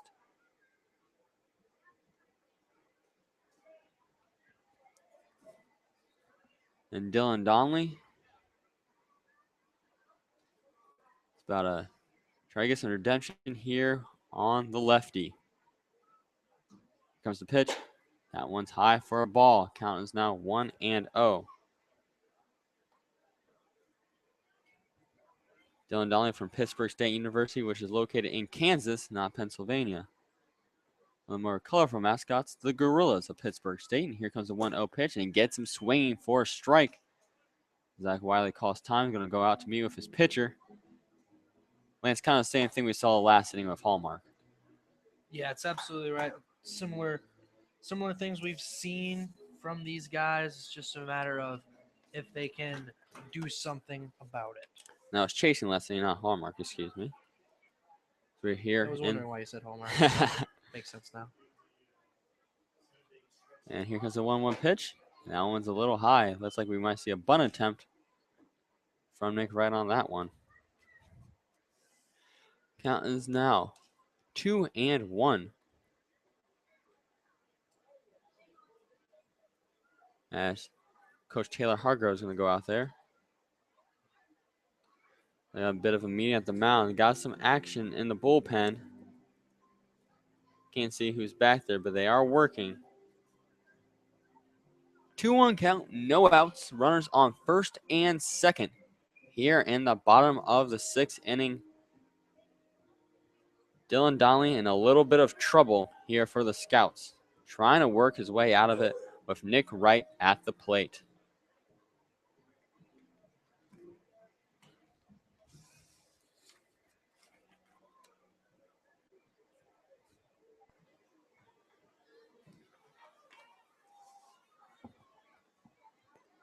Gotta be thinking maybe small ball in this situation. Lance advance the runners, get them both in scoring position. And there's a bunt high in the sky. Wiley's going to try to catch it, and he does. So a big miscue right there from Nick Wright as that bunt gets popped almost to the netting. But running backwards is Zach Wiley making a great play from behind the plate. to get the first out of the inning, and the runners will stay at first and second. And like you said, they were definitely trying to play small ball, try and advance those runners if nothing else, but a misguided bunt attempt there from right gets them the first out of the inning. Now David Lenhart's going to be up to the plate. He's up for 1 with a walk. He also had a stolen base earlier. That one's a little bit low for a ball, just missing that bottom edge of the strike zone. Leach on second, Spurgeon on first. Both walked earlier from Donnelly. Dillon winds up and throws. That one's high as well, so quickly behind in the count, 2-0. Lenhart from Cedarville University right down the road.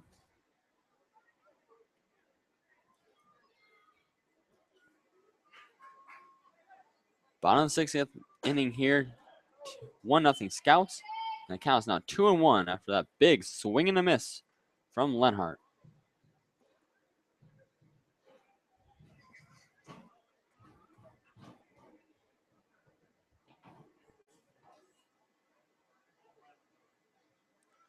Still a big spot right here from Dylan Donnelly. Here comes his 2-1. That one's high and outside for a ball. So in danger of walking another batter is Dylan Donnelly. Got to make sure this one hits the strike zone. He cannot afford to walk the bases loaded. Lenhart does have a good eye. He walked earlier, and that one's high and inside and hit him. So that's a hit by pitch, and that's going to load the bases.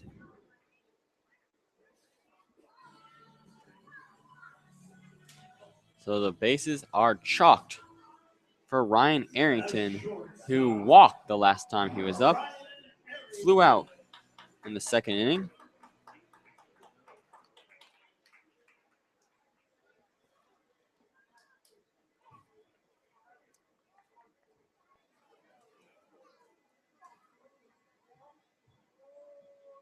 And here comes the pitch. That one's in there for a strike on the outside corner. So a big spot from Dylan Donnelly right now. He would love to get a double play here to get out of the inning. 3 have been turned against the Scouts. Scouts haven't turned any themselves. Definitely looking for one. Swing and a miss. And Donnelly goes up 0-2 quickly in this one. It's a big spot right here for Donnelly. As only 1 out here in the bottom of the 6th inning. Here comes the pitch. And got him swinging. Big pitch. 3 straight strikes, all swinging. Dylan Donnelly sends Ryan Arrington packing. And now 2 outs with bases loaded. And Nick Edwards coming to the plate. He's 0 for 2 in this contest.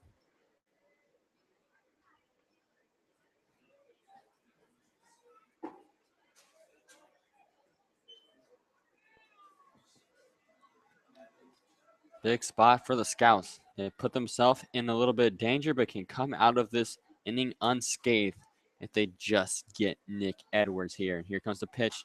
That one's fouled back. 0-1 to Edwards, so 4 straight strikes from Donnelly. As he went 1, 2, 3, strike, strike, strike to Ryan Arrington to sit him down. Nick Edwards from Ashland University, Northern Ohio. Here comes the pitch. That one's low. Count is now 1-1. Donnelly trying to get him to chase that one. Edwards grounded out to second last time. Struck out his first at bat. Comes the pitch. And got him with the curve. And that's going to end the inning. So after putting himself in a lot of danger, walking the first 2 batters, hitting David Lenhart, Dylan Donnelly strikes out Ryan Arrington and then Nick Edwards to get out of the jam. And Lance, that was a crucial spot and a great job by Dylan Donnelly. Yeah, it was a great job there. Allowed the bases to get loaded after allowing them to get runners on first and second. And with that, we were going to have our first pitching change for the Cincinnati Spikes today. It'll be left-handed pitcher Kyle Miller coming into the game. So Kyle Miller coming into the game, but I think we have to give some kudos to Brian Smith with 6 solid innings of 0 earned run baseball and 7 strikeouts. Looks like he can be the ace of this Spike squad. Remember earlier in the game, in the 4th inning, Kyle Carnahan scored the lone run of the game for the Scouts, but he got on with an error. So 0 earned runs in his 6th inning appearance for Brian Smith.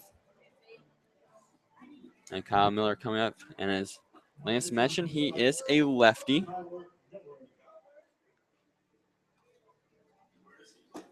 That's going to be a different look than what the Scouts have been seeing all game.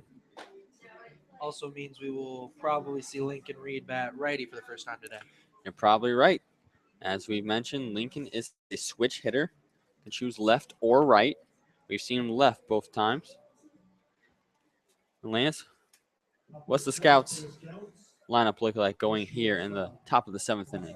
It will be the bottom of the lineup for the Scouts here in this top half of the 7th inning. It'll be shortstop Austin Orr to lead things off, then Lincoln Reed, the first baseman, and then bottom of the order in number 9 hitter Miles Wright, hitting 3rd this inning. Here comes the pitch, and Orr hits it to left field. And that's going to be caught, a routine fly ball to Aaron Schnell, putting it away. And that's going to be 0 for 3 now for Austin Orr. That's going to bring up Lincoln Reed, and Lance, you called it. Now batting right. Very bold move on my part. Absolutely right, my broadcast partner. And with 1 down, here comes Reed. And that one's in there for a strike. Kyle Miller making quick work of the Scout team so far. Here comes the 0-1 pitch. And that one's in there for a ball.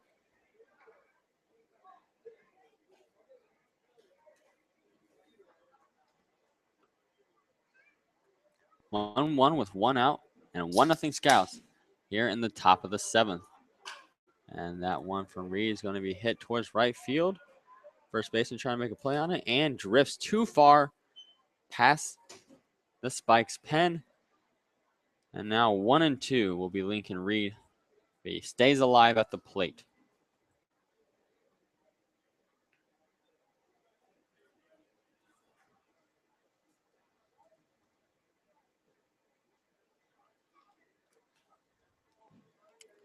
Lincoln is 1 for 1 in this game. He walked his first time, got a single his last time up, and this time he goes down swinging.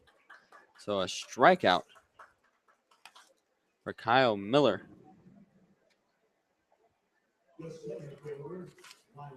So he's gone 2 up, 2 down, has Miller. Provides some solid relief here for the Spikes. Miles Wright's coming into the game. Miles sack bunted last time towards 3rd. Struck out his first time up. He's 0 for 1. A little late on that one.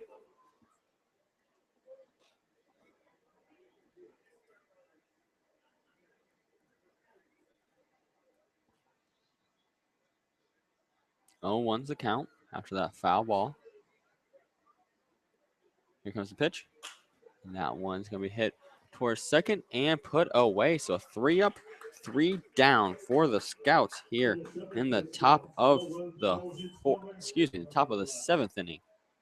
As we go to the bottom of the 7th, it is still 1 Scouts, 0 Spikes. And Lance, will see if we have any, and we will have a new pitcher. Looks like that's Nick Street. That will be Nick Street. Nick Street with the torn labor, missed all of college this year.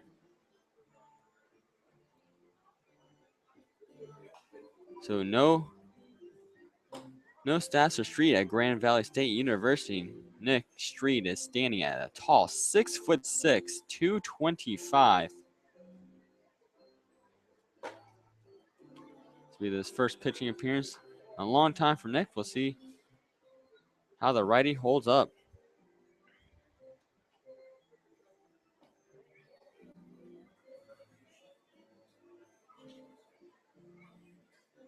Last inning, Dylan Donnelly was on the mound. He walked 2, hit 1, but also struck out 2, and was able to get out of the inning with no damage, which leads us to our 1-0 score here as we go through the 7th inning stretch at lovely Prasco Park. Getting a little darker here, still a little overcast, mixture between gray and blue. Zach Wiley still behind the plate for the Scouts. Lance, who do we have coming up for the Spikes? For the Spikes, it will be the bottom of their lineup as well to be Cameron Boyette, Aaron Schnell, and Sam Summerlin. And last time Cameron Boyette was up, he was able to get on with a single and then was caught stealing with an absolute gun by David Gaunt, who has since been replaced by Zach Wiley. And here comes the pitch. That one's a little high. That'll be ball 1 here to Cameron Boyette. Boyette also flew out to second his first time up. And that one is hit fair. Called a foul. Oh, they're going to call a foul. Thought that was fair, Lance. Looked like he might go over first, but eyes to see me, and that's going to be a strike for Boyette. Count is now 1-1. That Street narrowly avoids a double given up to Boyette. And here comes the 1-1 pitch.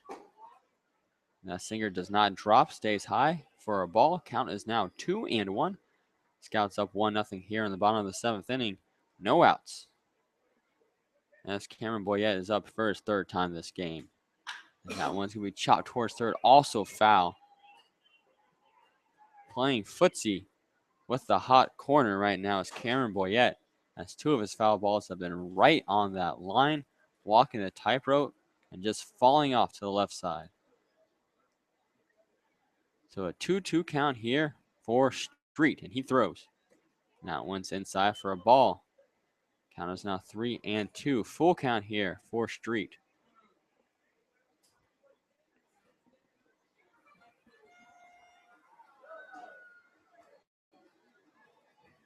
Spikes trying to get some energy generated. Only 3 hits in this contest. And here comes the payoff pitch. That one's going to be a hit high. And that one's going to be called off in right field and put away easily. So 1 up, 1 down, as that one is put away from Christian Binger. And now 1 out here in the bottom of the 7th inning for the Spikes.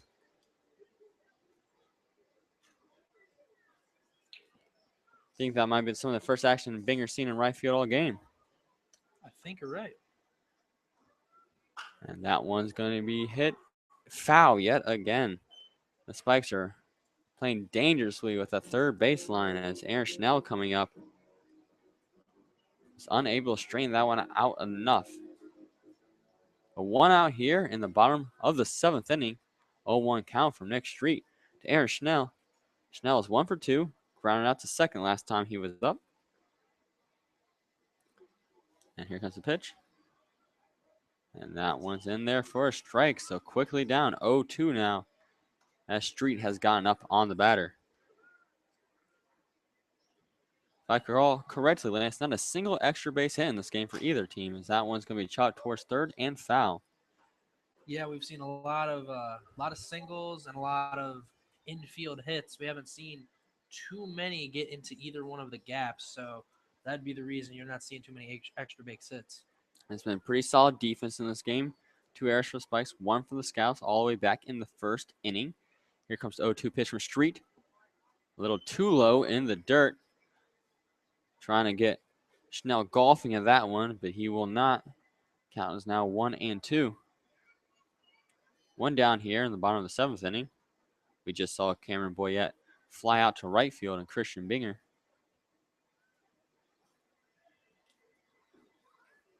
And here comes the 1-2 pitch. And that one nicks him in the back.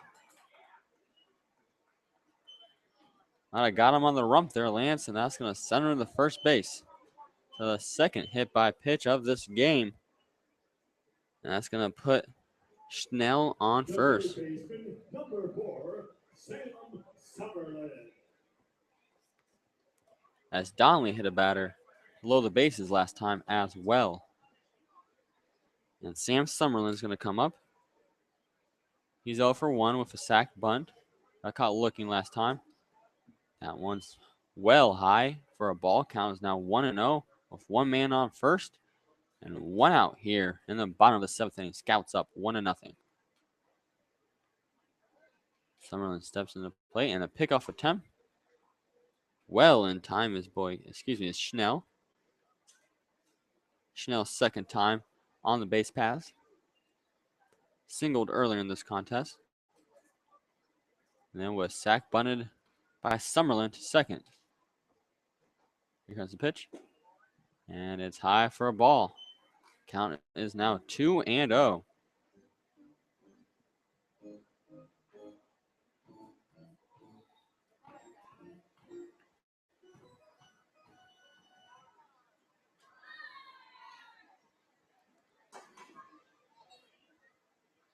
And a look off by Street. Definitely being kept honest over there by Schnell on first base. We saw Wiley earlier practicing. He gunned it to second. So that might be a risky steal. And that one's in there for a strike. Summerlin thought about it, but did not go around and swing, and it's in there. Count's now 2-1.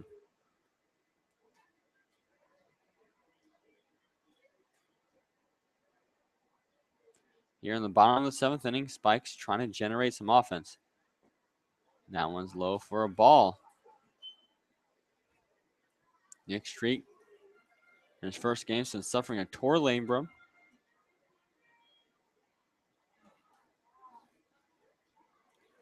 (3-1) is the count. You got Sam Summerlin from Cedarville.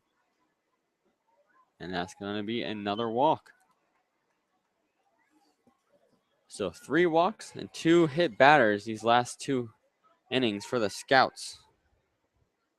And that's going to put Schnell in scoring position at second base. And Coach Bubba Cates is coming out. Yeah, some activity in the bullpen. Let's see if he's going to keep Street in or he's going to take him out. After just walking Sam Summerlin at the bottom of the lineup. The Spikes are about to go to the top of the lineup for the 4th time in this game.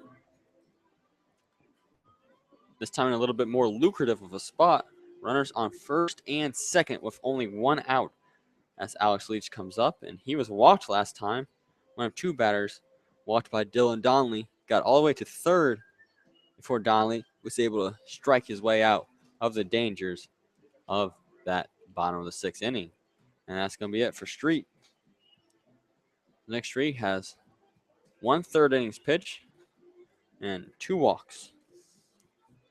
You have to imagine, Lance, that coming off an injury, they just want to see what he can do right now. Don't want to overwork him.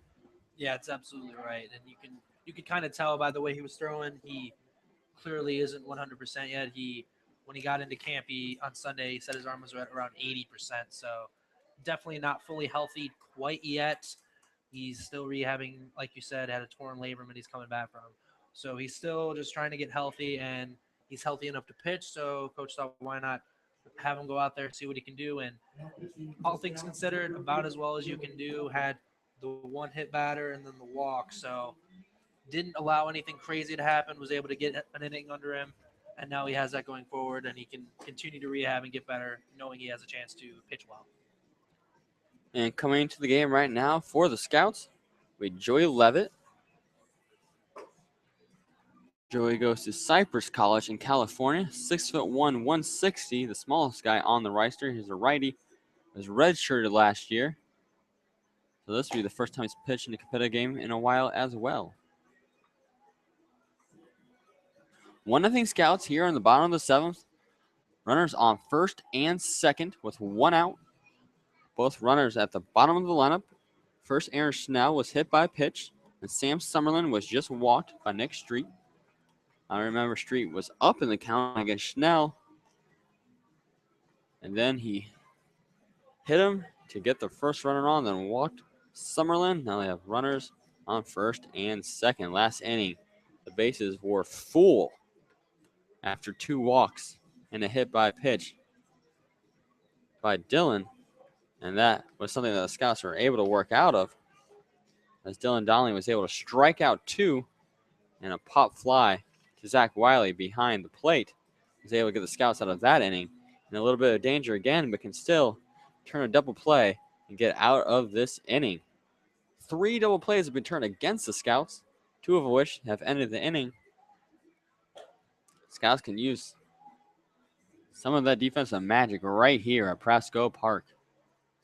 We're about 2 hours into this ball game. Started at 6:30, 8:26 right now. Here in the bottom of the 7th.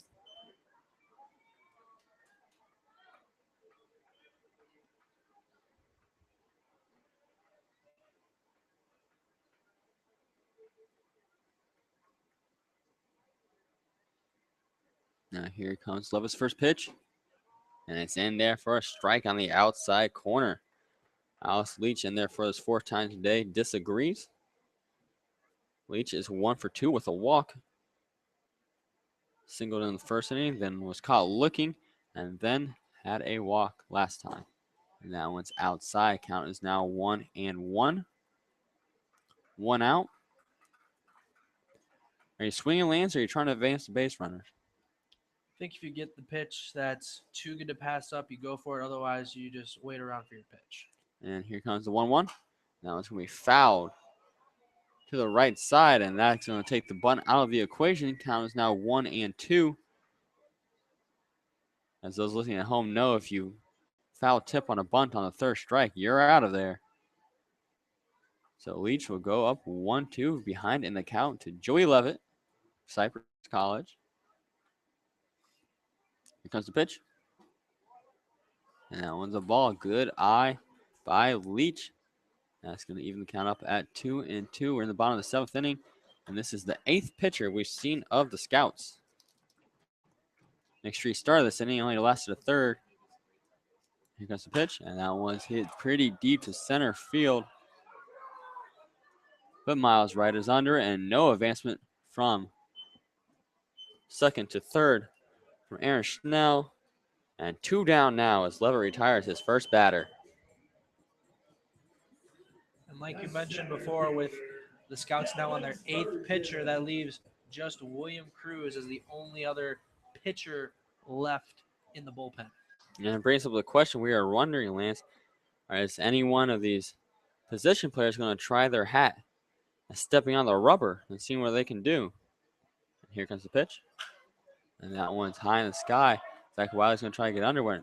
And drops it in air. They're going to try to come home, and it's out of the plate. Heads up play by Lincoln Reed as confusion strikes. Zach Wiley drops the fly ball that was just in play. Lincoln Reed picks it up from first and tags the runner out, trying to score at home. A play at the plate with a first baseman.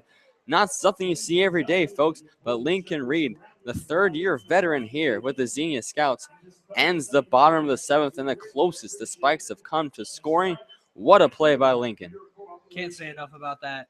Just a great heads-up play. They were all in the air waiting for that fly ball to come down, and you could kind of see that Wiley wasn't quite sure when he was looking for it. He dropped everything else trying to get that one, and it just landed out of his glove and into fair territory. And when those things happen, it's where the ball would lie anyway. So if he had missed it and the ball landed foul, then it would have been foul, but landed off of his glove in fair territory. And having Lincoln Reed there right away, knowing exactly what to do as a catcher himself, knows everything that's going on, can see the field. Great play there to keep the Spikes from tying this game. And that's going to go as the 2nd error of the ball game. That one's going to go against Zach Wiley. Looks like he was a little uneasy about it as he was trying to get under it. He started kind of by the plate, drifted foul, then drifted fair. I don't think he knew exactly where it was going to land. Put his glove out, and it just popped out of it. Popped out of there like a kernel off a bag of popcorn. And then Lincoln Reed was able to scoop it up and tag the runner sliding home. Schnell was trying to go all the way around from 2nd, but nothing doing. And yet again, the Scouts have a will and find the way to get out scoreless. So going into the top of the 8th inning, they're up 1-0. And Lance, who do we have coming up for the Scouts? It'll be the top of the order for the Scouts. It'll be Christian Binger leading it off, then Jonathan Bravo, and then Kyle Carnahan batting third. And that's your side. And here comes Binger. That one's low. Count is now 1-1. Binger last time singled. He's 1 for 2 in this contest. He walked to start off this game. Got caught stealing in that first inning. And then hit into a 6-4-3 double play the next time he was up. That one's in there for strike on the outside corner. Binger, as we mentioned earlier, from Southwest Baptist University, had 372 on the year. Great season, and that one's going to be a chopper towards short. Going to try throwing it first is Arrington, and that one's going to go into a dugout for an error. So a hit for Christian Binger, and the error is going to send him to second. That's going to be the third error of the game for the Spikes. And Lance, you say that error go against first, wouldn't you? On Nick Wright? I thought that one might have gone over his head. So you're gonna. I don't know if he was able to get to that one. I thought it was a low scoop. I didn't see it. I had a little bit of instruction, but I didn't hear a scoring. But it's an error nonetheless, and that's going to put. And Jonathan Bravo comes with a bunt attempt, and that sack bunt is going to advance Binger to third. So smart, small ball here from the Scouts. And it's a single from Binger, which was coupled by an error that led him to second. And now he's on third after the sack bunt by Jonathan Bravo. And now coming to play is Kyle Carnahan. That one's in there for a ball. Carnahan has the lone run in this game. Got on with an error. Is hit home from Wiley. Score from second to home on that pop fly to right field. Here comes the pitch. Still in the game for the Spikes is Kyle Miller. He had a great last inning. Struggling a little bit here. That's the pitch. And that one's flied out to right. Out of play. Count is now 1-2 with one out here for the Scouts. And Christian Binger dangerously on third. Scouts up 1-0. As there's going to be a meeting between Miller and Boyette. When he talks some strategy, got to imagine Carnahan's going to try to get a sac fly, get under the ball, hit it deep as he can, center field,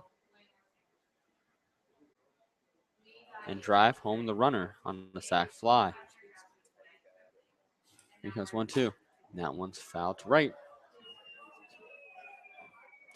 So fighting away is Carnahan. We've seen that multiple times in this game, even on the last strikeout that he had. He is not going to go down easily. Here comes the 1-2. That one's fouled again. That one was low and away. Somehow able to get a piece of that ball and stay alive.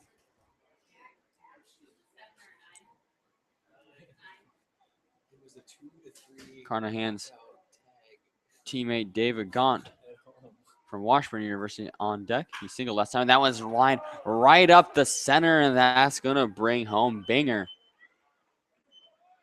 So not only has Kyle Carnahan scored, but he has an RBI of his own, and the Scouts are now up 2-0 here in the top of the eighth at Prasco Park over the Cincinnati Spikes. That was just great placement there by Carnahan. Hit that one right back up the middle.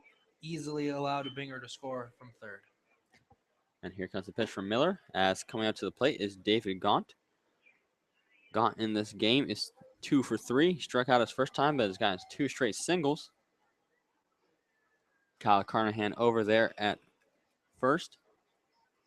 And that one's hit to deep center field.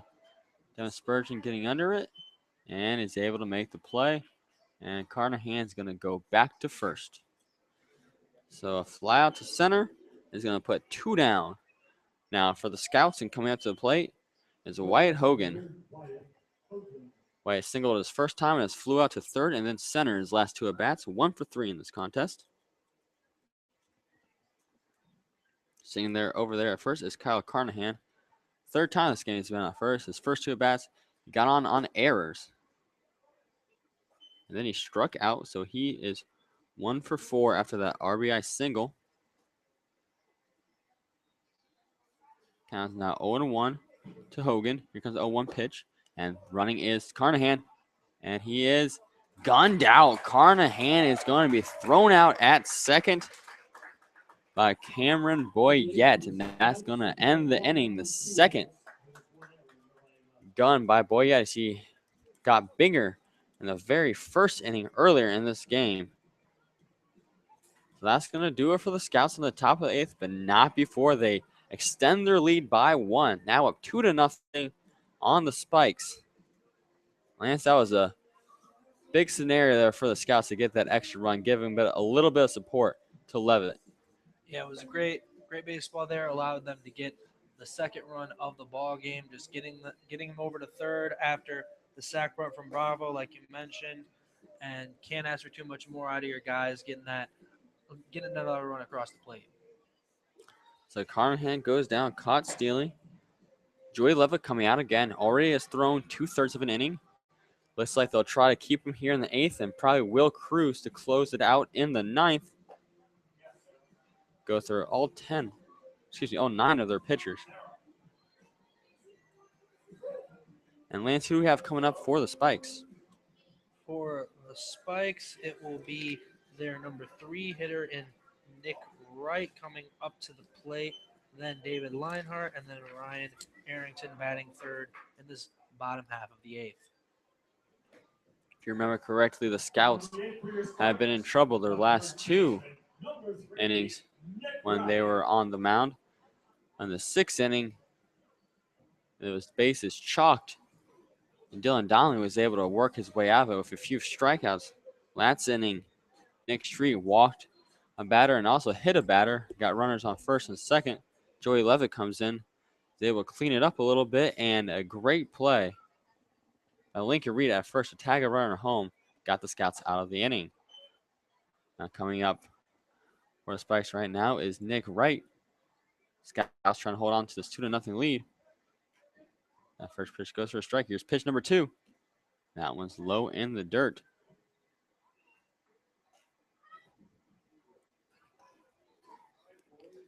Nick Wright is 0 for 3 in this game. He's flown out twice to left and catcher and also struck out. And that one's in there just a wee bit low for a ball. Count is now 2-1 for Joey Levitt. And here comes the 2-1. And that one's going to be blooped over to first. Lincoln Reed picks it up. He's going to scoop it to Levitt. And he steps on the back for the out. Great play by Lincoln Reed and Joey Levitt. Athletic play coming off of that pitcher's mound with a giddy up to get to first and get the 3-1 to get out Wright, who is now 0 for 4 in this contest. Now coming out to the plate is David Lenhart. Lenhart's been one of the most dangerous players on this Spikes team this game. He walked, and he's also been hit by a pitch. He's been 2 out of 3 times. That one's in there for a ball from Levitt. He's officially 0 for 1 because he also struck out. But he has a steal in this contest. Here comes the pitch. That one's in there for a strike right down the middle for Joey Levitt. 1-1 is the count with 1 out. And the Scouts up 2-0 here in Prasco Park. Here comes the pitch. And that one's low and a high bounce into the net. It's a big hop off of the dirt. This will be a change for the Scouts when they play on Thursday against the Monarchs. They'll be on the field turf of Grady's Field. Won't get to feel the grass and the dirt like they heal at Prasco. And that one's head to deep left center. And that's going to be put away by Hogan. And Levitt now has put 2 down here in the bottom of the 8th inning. And 4 straight for Joey Levitt. He's done a great job coming in relief. Now has a inning and a third under his belt. Coming to the plate for the Spikes is Ryan Arrington. He was struck out last time on 3 pitches. And that one is high, foul to the left side. He's really got under that one, Lance. Yeah, he got a big piece of that one. Luckily, was out of play. Because if he strains that one out, could be trouble for the Scouts. 0-1 count, 2 down here in the bottom of the 8th inning.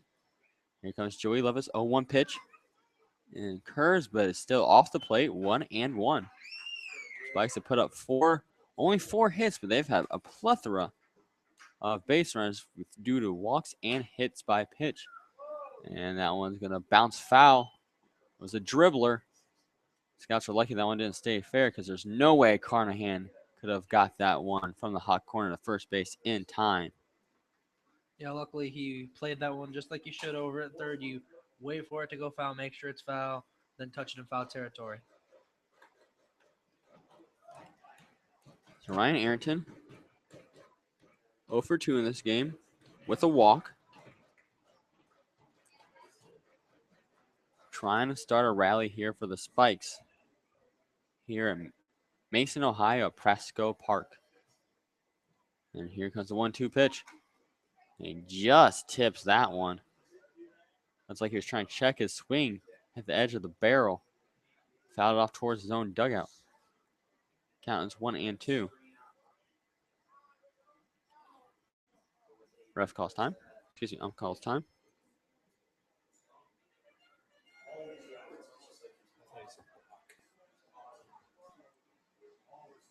So 1-2 count here to Ryan Arrington. The righty Joey Levitt has come in relief and has done a superb job here for the Scouts. Up in this count as well, with 2 outs here in the bottom of the 8th. And here comes 1-2 pitch. That one's going to be hit towards Levitt over his head, bouncing towards Orr. He throws the first. Got him in time. Austin Orr charges the ball, throws to Lincoln Reed at first, and that'll end the bottom of the 8th inning. And some great defense on display from Austin Orr on the Scouts. Yeah, great job over there at shortstop, making a great play, getting in front of that ball and getting it over to first for the final out of that inning. That's going to leave Nick Edwards to come up next time in the 6th spot at the bottom of the 9th inning for the Spikes as they're down 2-0 going into the top of the 9th. Scouts have their last chance to add a few runs, give a little bit more support to most likely Will Cruz to close this one out.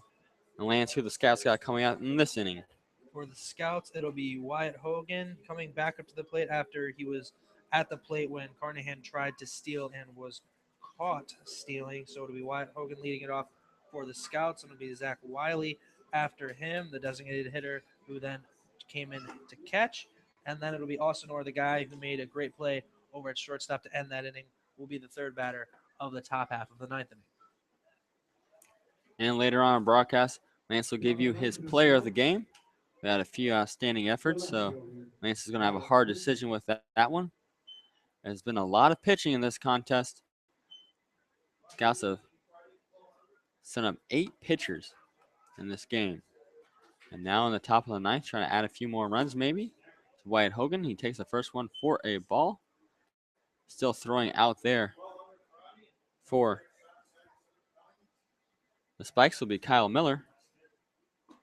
And that one's going to go down for a strike as Hogan is behind on that one. The count is now 1-1.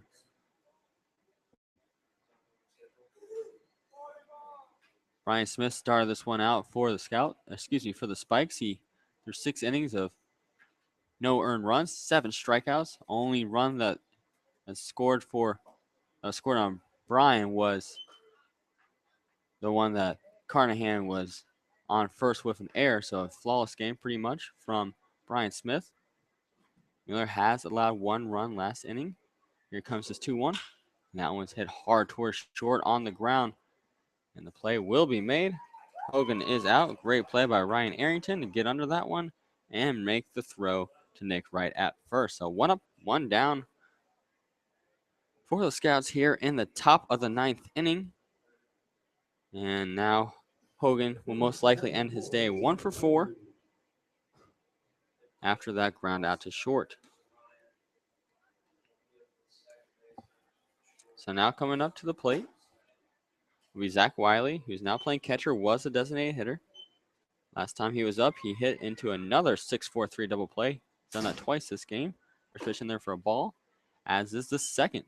Count is now 2-0. Kyle Miller still working pretty fast out there. Zach Wiley also with an RBI in this game, the first one that broke the tieless score in the top of the 4th inning as he sent Kyle Carnahan home. 2-1 is the count. Now 2-2 as that one hits the right corner, and it is even. Zach Wiley down to his last strike. One out here in the top of the ninth. Scouts up 2-0. Here comes the 2-2. In there for a strike. And Wiley is not pleased with that one as he shakes his head walking away. So Wiley most likely finished 1 for 4 after watching that last strikeout. And that's going to send Austin Orr up to the plate. He's 0 for 3 in this contest. And here comes the pitch. In there for a strike. Count is now 0-1. And Orr hits it to left center field. No, Spurgeon get to it. He will not, and that will be our first extra base hit of the game. Austin Orr is going to stay at second on the advisement of Coach Bubba Cates. And we have our first double, folks. Our first extra base hit from either of these two squads, and it comes in the top of the 9th inning with Austin Orr's first hit of the ball game. Like you mentioned, just great hitting there from Orr. Put that one right in the gap between left and center and got on his high horse, got over to second base standing up. Lincoln Reed up now. He struck out his last time. So he's 1 for 2 in this game for a walk. And that one's hit right back up to center. They're going to send Orr home, and the Scouts are going to add on to their lead. So Lincoln Reed improves on his already terrific day. Now 2 for 3 with an RBI and a walk. So the Scouts are up 3-0, providing a little bit of run support here in the top of the 9th. That's going to send Miles Wright up to the plate. He's looking for his first hit today. He's 0 for 2 with a sac bunt. Last time he flew out to second.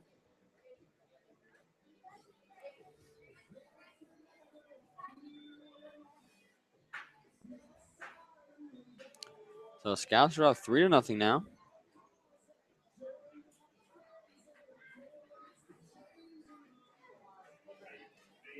As the scoring players have been Kyle Carnahan in the 4th inning, Christian Binger in the 8th inning, and now Austin Orr scores in the 9th. After that double and an RBI single by Lincoln Reed, and it looks like we have a pitching change, Lance. Yeah, it is actually a guy who started the day in the field. It'll be Ryan Arrington. He started the day at shortstop and then transitioned out to DH, and then now they have him on the rubber. We've seen Ryan Arrington at the plate. Now we see him on the mound. A big dominating presence. I would put him at 6'5", 6'6" range. Wouldn't you say, Lance?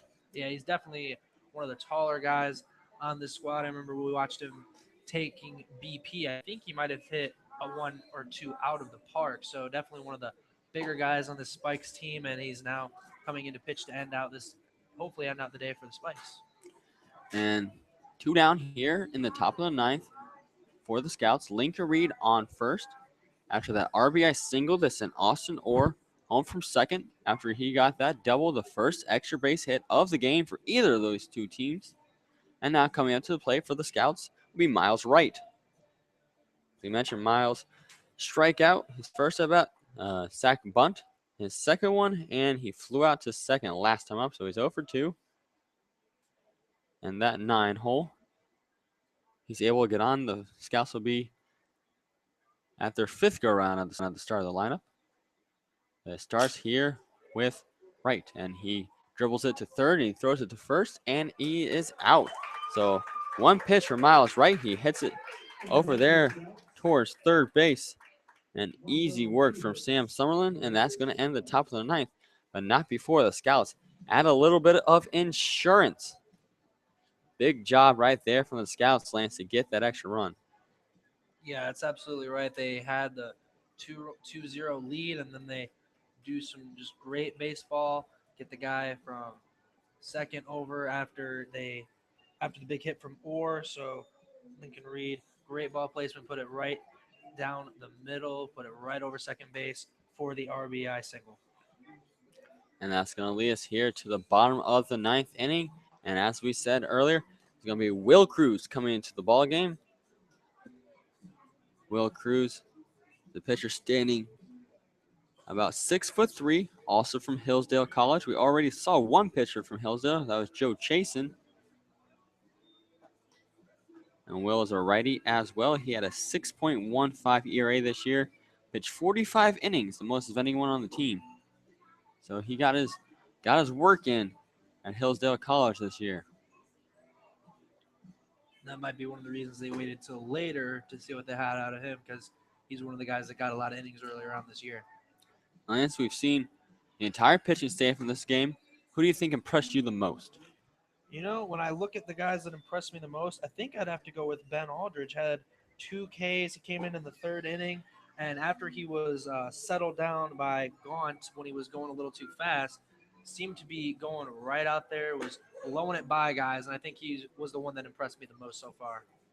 I really like Seth Hallmark. Seth Hallmark came in the game, struck out his first 2 batters, and was able to, the 3rd one got on, but then was able to get another out. Seth Hallmark, he threw a lot of off-speed pitches, mixing it up a bit. I think just so many different pitchers has really messed up the psyche of this Cincinnati Spikes team. They just can never get a rhythm on this Scouts team. As we go here to the bottom of the 9th, and Nick Edwards will be up, taking on Will Cruz.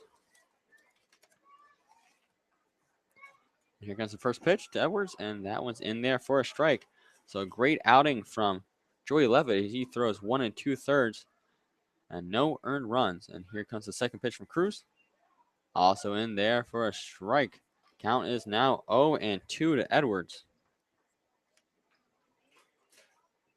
And here comes the 0-2 pitch. And that one's going to be lined towards short. Picked up by Orr, throws it to first and guns him down. Austin Orr with a rocket arm over there at short. And that's the first out on the bottom 9th. The Spikes are down to their last 2 outs. The catcher, number 5, Cameron Boyer. And that's going to end the day for Nick Edwards, most likely. And he went 0 for 4. And now Cameron Boyette's coming up. He flew out to right last time. And there for a strike is Will Cruz. Also has a single in this contest, though. And was caught stealing earlier, thrown out by David Gaunt. And here comes the pitch. That beautiful curveball. Dropping it in there like it was on a fishing line. Count is now 0-2. Will Cruz with the 0-2 pitch. Just a bit outside. Boyette fights back, now 1-2 in the count. Cruz very fast with his pitches. Not a lot of time in between. He throws. That one's just tipped off. Boyette seems to be pretty well behind Cruz. Just came out of the pen throwing some heat. Scouts up 3-0. 1 out here in the bottom of the 9th, trying to close this one out at Prasco Park against the Cincinnati Spikes. And here comes the 1-2. And he got him looking. Strike out for Will Cruz. And that one dropped right off the table. He was throwing some heat earlier on, and then he came back with the curveball, and it got right away from Boyette as he was caught looking for the strikeout. And now the Spikes are down to their last out. Aaron Schnell's coming up. Schnell last time was hit by a pitch. You remember he got to second on a walk and then tried to score at first before Lincoln Reed made a beautiful play at the plate to tag him out. And quickly down 0-2 is Schnell. As Cruz is not hiding his intent. He's coming right at you, right down the middle. 0-2. Just a bit outside. One more strike, and that's the ball game, folks. 1-2 to Schnell. Will Cruz trying to close it out for the Scouts. And here comes the pitch. That one's fouled to the right. 1-2 count.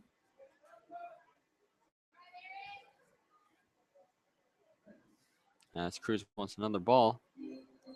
Doing a rotation here. Wiley gets it to him. And Cruz gets back to the rubber, trying to finish things off here at Prasco Park. And here comes the 1-2 pitch. And he gets him swinging.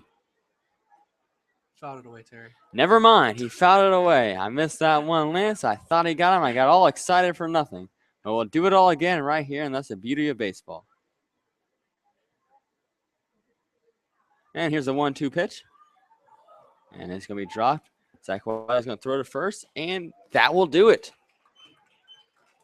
And after the drop third strike is thrown over the first in time, that's going to end it. And this exhibition game between the Spikes and the Scouts goes to the Xenia Scouts, and a great way to start the season. Just an exhibition game, Lance. Not too much you can take from it, but there are some lessons to be learned. And what do you think stood out to you most in this contest? Well, the few things that stood out to me was, number one, like we mentioned, every single pitcher that was here and healthy was able to get in for at least a third of an inning. Next Street was the only one who wasn't able to go at least a full inning, but he's one of the guys coming back from injury, so that's kind of to be expected. But everyone came in and looked pretty dang good, if I do say so myself. Some guys threw a little better than others, but all in all, they all did very well, and that is a good sign going forward. If they can all get in, settle into a nice role, we're going to have to see which guys are starters, which guys are relievers, of course, but that'll be the key. And these pitchers really did show me something today. And then when you look at the hitting, a lot of guys had some nice job today. Wyatt Hoagland was the first guy to get in the hits column for the Scouts. And then with Carnahan, he didn't have a bunch of hits, had that one hit with the RBI, but was able to reach twice on errors and was able to score the first run of the ball game. So I think I'd point to him as my player of the game by making the most of his opportunities, was able to find a way to score the first run of the ball game. Pretty good day from Carnahan. And as the teams are going to convene for a prayer session, a great game between two great Christian teams. I wish them both success throughout the rest of the season. Really exciting game today here at Prasco Park. Lance, if you have to pick one player, who would you go with?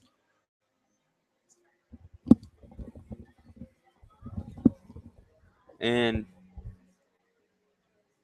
we're going to take a quick break for a prayer.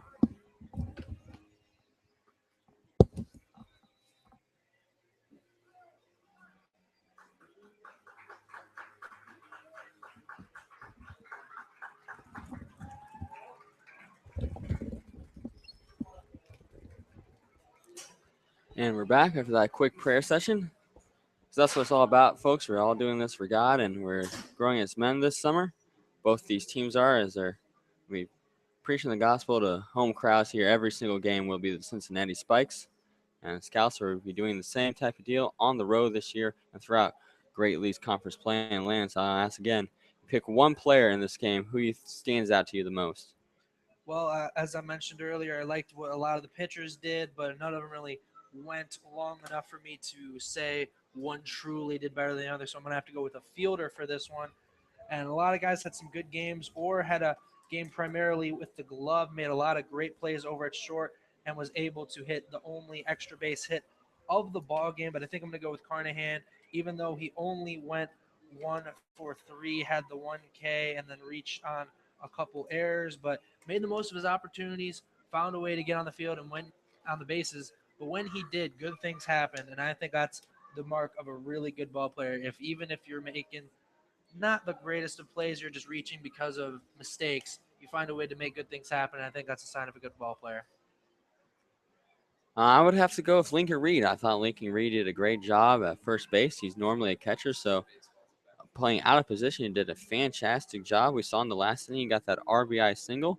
Lincoln finished the game 2 for 3 with a walk. He also made that unbelievable play to save the shutout after he picked up the drop ball from Zach Wiley right around the home plate and was able to tag out the attempting to score Aaron Schnell. And at a time when the game was very close, what a critical play that was by Lincoln Reed. But that's going to do it for us, folks. After 9 innings of baseball here at Prasco Park in Mason, Ohio, it's your Scouts 3, the Cincinnati Spikes 0. Have a good night, and God bless.